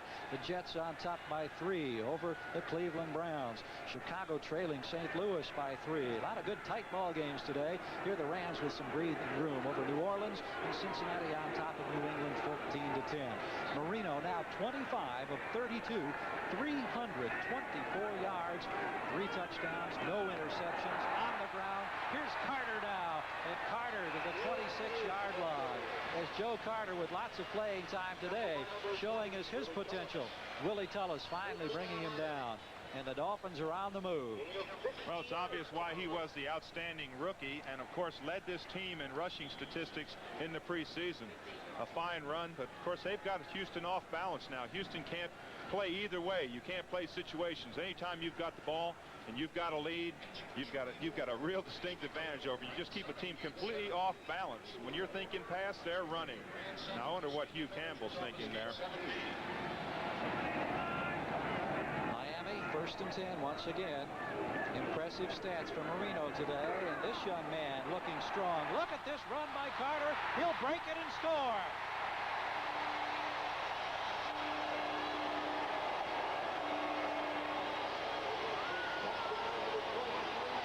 Joe Carter gets his first National Football League touchdown, and he does it in dramatic fashion with a 25-yard burst that left the defenders just clutching air. That's exactly what he did. That's the longest run of his career, of course. But watch how many Houston Oilers he leaves on the ground. You'll see 6 or 7 of them dive. There's 1 on the ground, 2 on the ground, 4 on the ground. There's 5 on the ground. There's 6 on the ground. 6 men had a chance. 6 men had a shot. 6 men with a shot, but nobody could pull him down. Joe Carter, the rookie from Alabama, with his first NFL score. On Shaman on for the point attempt. We've got problems down here now with collision in the line and penalty markers down. Carter has carried 9 times for 81 yards, and remember, he had a 33-yarder that was called back because of the penalty, I believe, the block on the part of Duper. This should be a good vantage point here to take a look at these missed tackles. Watch the number of people on the ground. That's what was so unbelievable. 3, 4, 5. There's 6 going after him. There's another one, 7. An awful lot of people, but it was an excellent run. Joe Carter has almost as many yards in this ball game today as he's had for the season. Filling in for the injured Tony Nathan. Von Schaman's kick is right through the middle. And what had been a very tight, interesting ball game is suddenly turned here in the waning stages at the Orange Bowl on a hot day in Florida. 5:17 left to go in this one, and Miami has now stretched their lead out to 25 points. The first time they've scored on the ground. Marino 3 times through the air. Now Carter from 25 yards for the touchdown that makes it 28-3. Stay with us. Listen, baby, ain't no mountain high, ain't no valley low, ain't no no river wide enough, baby. If you need me, call me, no matter where you are, no matter how far. 'Cause baby, there ain't no mountain high enough, ain't no valley low enough, ain't no river wide enough to keep me from getting to you, babe. So send for me, oh, baby. Today, people are getting into better shapes than ever. Shapes that use the wind to help Mercury cars cling to the road. Shapes Mercury will be in for years because handling, comfort, and quality never go out of style.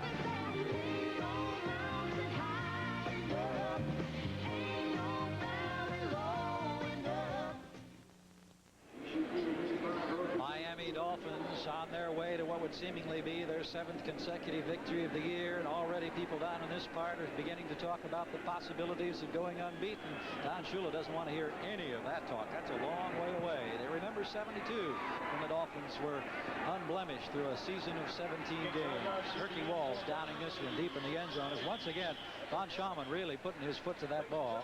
And with 5:11 to play, Houston now goes to work. And the poor Oilers, you know, they're looking for their first win of the season. This would be a 7th loss unless we see something that would be nothing short of miraculous. But they've got the San Francisco 49ers next week, and that's not going to be any easier. Well, they certainly don't have an easy schedule. And that man there didn't make it any easier today. Carter, with 81 yards. He had an exceptional day, but I thought it was really interesting what Ed Newman said in the paper this week. He said, with all the injuries, it isn't always the best team that gets to the Super Bowl. It's the healthiest team that gets there. As Moon brings his club up, we're noticing down here on the sidelines that Don Strock is now warming up. May see some playing action here for Don Shula's ball club. Oilers, lowest scoring average per game in the league, have generated only 3 points today. Here's Jamie Williams on the receiving end out to the 35-yard line. Williams, who caught 5 balls last week against Cincinnati, getting one here, brought down by rookie linebacker Jackie Shipp after a 14-yard gain.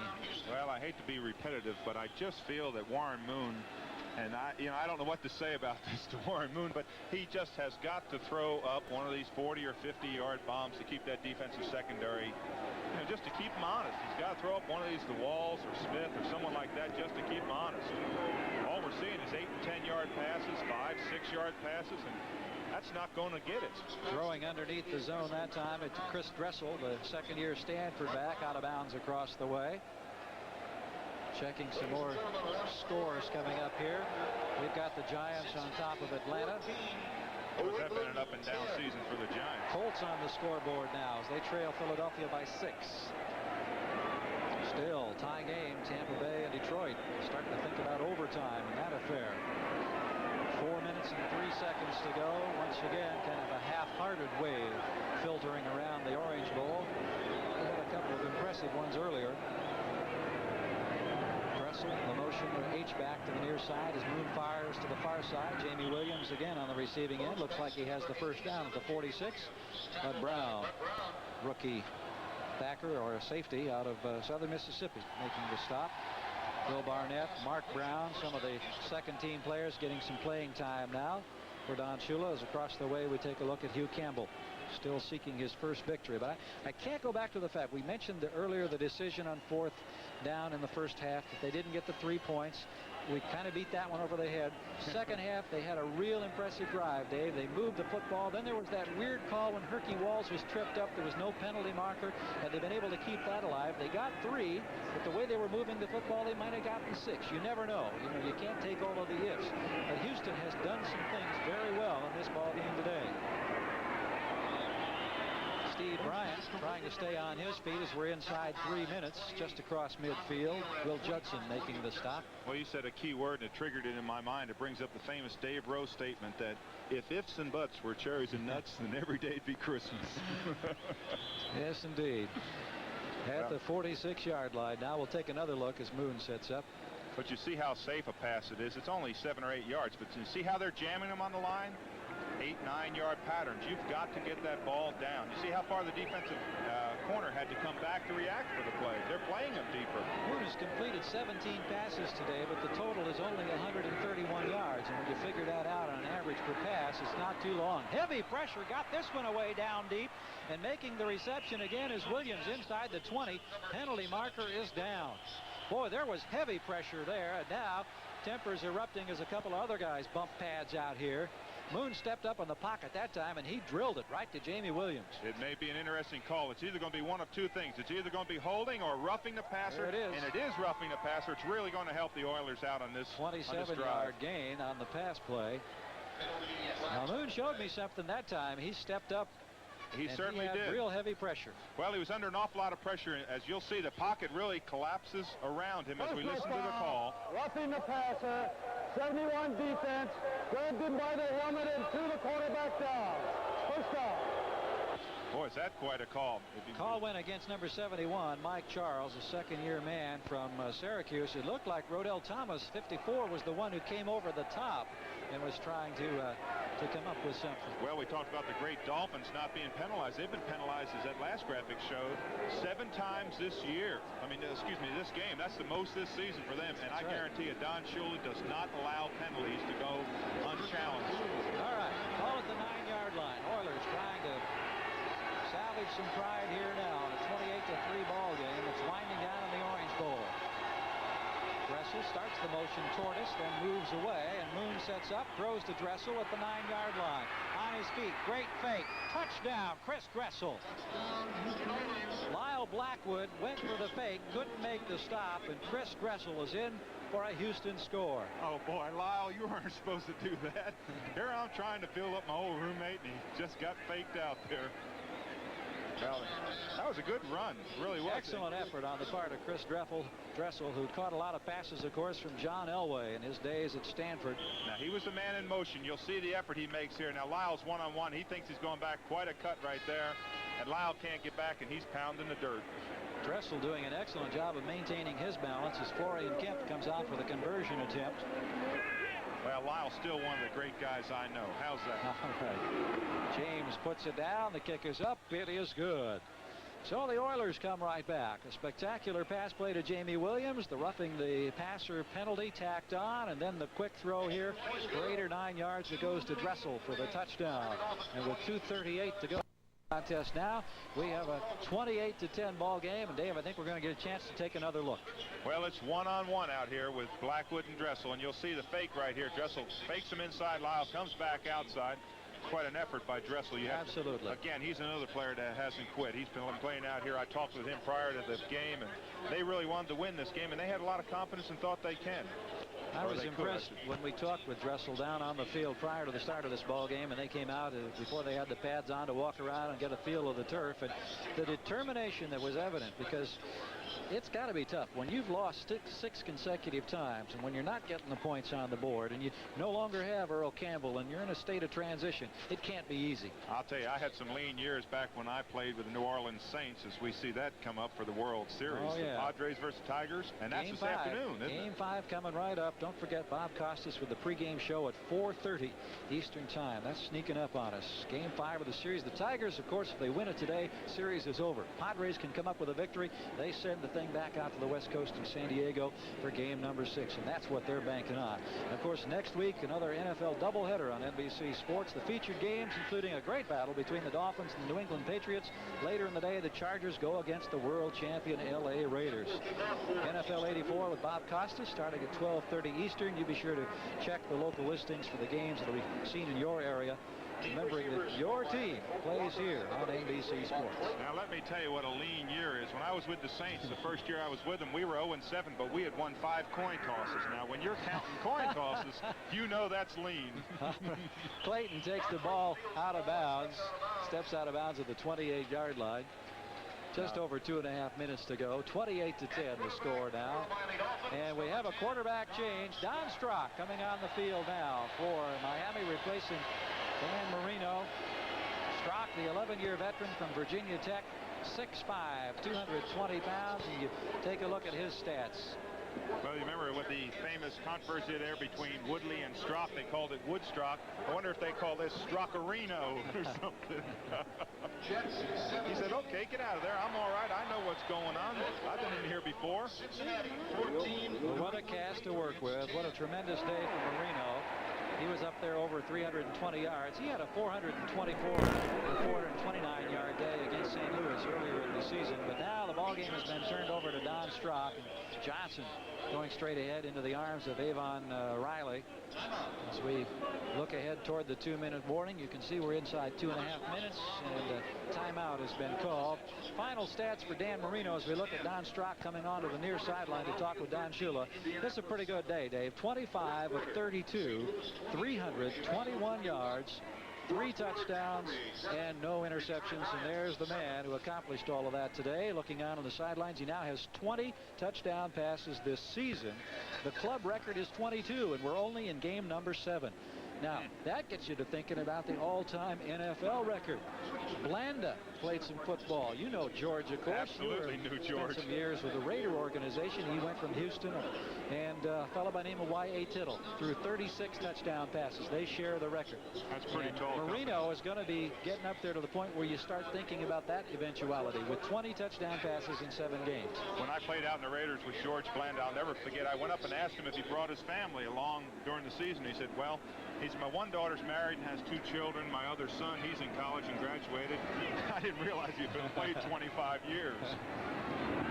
Miami with the lead, 28-10. Hand off to Carter. Carter with more than 80 yards rushing, adding impressively to the total now as he cruises out across the 45. John Grimsley makes the stop, 14-yard gain.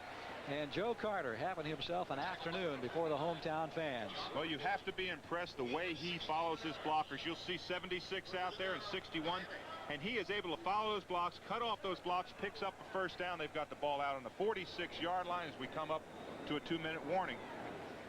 Don Shula told us yesterday he had a couple of major concerns. One was their defense, the Dolphins' defense against the run. The second was their own running game. Well, certainly there's been some bright spots in that running game today. Carter now 11 carries, a total of 97 yards. Well, you know, we always think when there's a letdown, when you take your top rusher, which in this case is supposedly Tony Nathan, and you take him out of the game with a hamstring pull, you never think that the backup's going to come in and run for 100 yards, which is kind of the so-called mark of greatness in the NFL. If you run for 100 yards, if you rush for 100 yards, that's a sign that you've had a great game. Of course, with Walter Payton, that's just an average game. Carter had a shoulder separation that he suffered right at the end of training camp, and that was one of the things. He looked so impressive in camp, but then he had the shoulder separation. It's only been in the last couple of weeks that he's really rounded back into top form.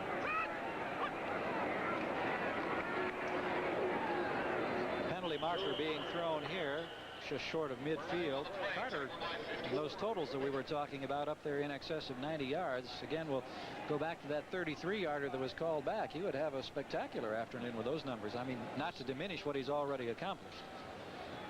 Waiting to see what this penalty is about. We see Miami stepping back like they're anticipating a walk-off against them. This is the old 10-yard holding call, and he's going to grab his left hand, will grab his right wrist. Number 60, offense, decline. Second down. Jeff Taves, who's in at center now in place of Dwight Stevenson. That's like the way I called that. His left hand will grab his right wrist. You'll see 61 to the left of your screen, and he holds, and that referee back there is the umpire, line judge, and he is going to throw that flag out there. There was holding 3 or 4 places on that play. And that's a total now of 84 yards called against the Dolphins. Earlier we mentioned the fact that that's the most they've been penalized this year, and that total seems to be growing, even though they're sitting on a pretty good-sized lead. Here's Carter again across midfield, and still spinning his way to the 45-yard line, and the hometown fans love it. Bo Eason and Brian Caldwell finally making the tackle. And I tell you, these Dolphin fans here, they haven't had too many opportunities. This team has been on the road 7 of the last 9 weeks. They're happy to be home. And right now, here at the Orange Bowl, we're standing by for another one of those fantastic finishes.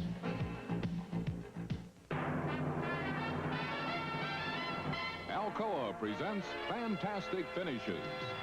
1975, Bum Phillips versus Don Shula. Needing more than a field goal, Dan Pastorini hands off to Ronnie Coleman.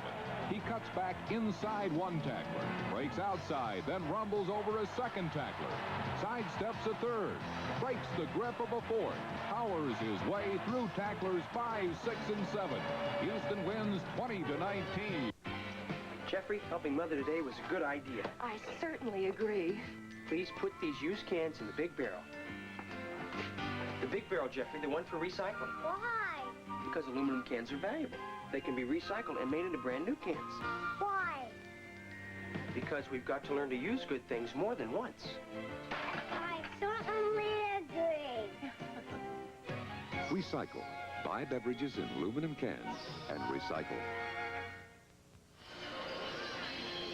Counting down here in the Orange Bowl, I'm Gary Gerald along with Dave Rowe, 28-10. Our score is Miami well on the way to a 7th consecutive victory. Joe Carter now, updated stats, 105 yards. The second Dolphin this year to have a 100-yard rushing game. Our thanks to our statistician Bobby Harris, to our spotters Bo McComas, who's been spotting the Dolphins, Harry Von Susko, who's been spotting the Oilers for us. We appreciate your help, gentlemen.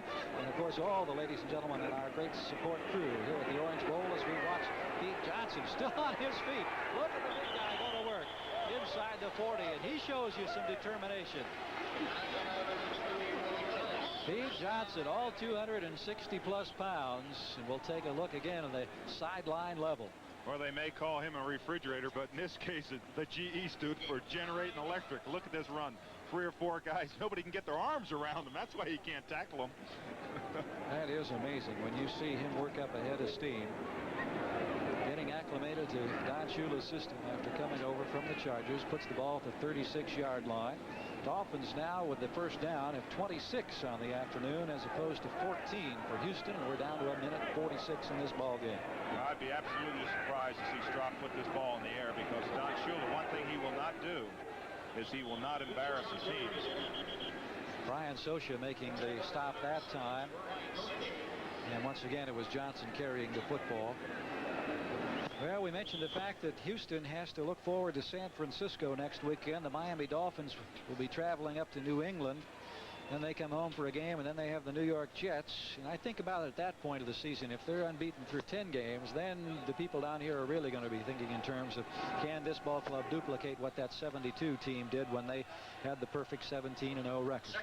You have to be awfully lucky to win that many games. When I was with Oakland, of course, we went 16-1, but we were awfully lucky to win 3 or 4 games. We just kind of found ways to win. Strock handing off to Johnson, and the big guy just powering straight ahead. He is like the Sherman tank coming straight at you inside the 30. Johnny Meads finally wrapping him up. Also in there you saw the 31 Jeff Donaldson. Donaldson, a rookie out of Colorado, 9th round draft choice. Got a feel for Hugh Campbell across the way. It's been an impressive effort on the part of the Houston Oilers, even though that scoreboard may not fully reflect it at 28-10. Well, I don't think the fans in Houston have a lot to be, upset about today. Their Oilers came out, and they are a very young team. They've got several young players in their offensive line. They've got a new quarterback, and they've got a chance in the future to win. Johnson again, the ball carrier, inside the 25, possibly to the 24, and that may be the one that will do it here. Looks like we're just going to let things run on down. You watch the counts, and the fans here in the Orange Bowl begin to chant along as we hear the final gun, and it's over in Miami. Don Shula, who has his 220th regular season victory. 7-0 season, coming over to have a couple of words with Hugh Campbell across the way, and the man who is the 3rd winningest coach among the great names that have coached in the NFL through all of the years, with some words of consolation for this man who still seeks his first victory in the National Football League. And you know what's coming. You know that they're going to get there. Dan Marino had that fantastic afternoon, 25 of 32, 321 yards, 3 touchdowns. Warren Moon tried to rally his ball club. They were able to march impressively a couple of times, but nonetheless, you saw the graphic. 22 consecutive games away from the Astrodome. This team has come up short.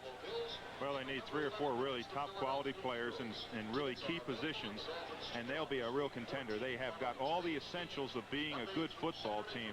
They have just got to put it all together. They've got to mature their offensive line. Their defense has got to continue to play solid, and Warren Moon has got to become much more confident with the offense, and he's got to become much more confident with Hugh Campbell's system. A team in transition, clearly. There are a lot of bright spots along the way, but that's not much consolation when you look at the scoreboard and you see that you came up 18 short. 28-10, our final score here in the Orange Bowl today. Dave Rowe, always a pleasure to sit alongside you in the broadcast booth. And we mentioned at the top of the show, I think in NFL 84, you were very emphatic in saying that this is a Houston team that was capable of the big surprise. And we saw a very surprising first half. Only a 7-0 ball game at halftime. And then Miami with that great arsenal that Marino has to work with, kind of breaking things open here in the second half. Well, Miami is a time bomb waiting to go off, and they waited until the second half to obviously go off. But the thing that was so interesting is that Houston played such a great first half. That coupled with the fact that Miami didn't play well, but Houston was in it all the way until the third quarter. And you made mention of that one play. That one play was a really important play because they had to give the ball up.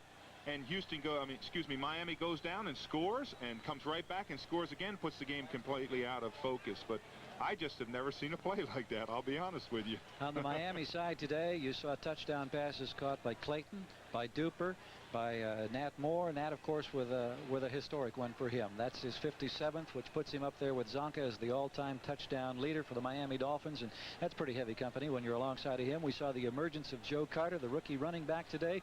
We saw plenty of playing time for Big Pete Johnson. He was really doing the job here at the end, and a lot of bright spots on both sides of the field today as we look again at our final score from the Orange Bowl.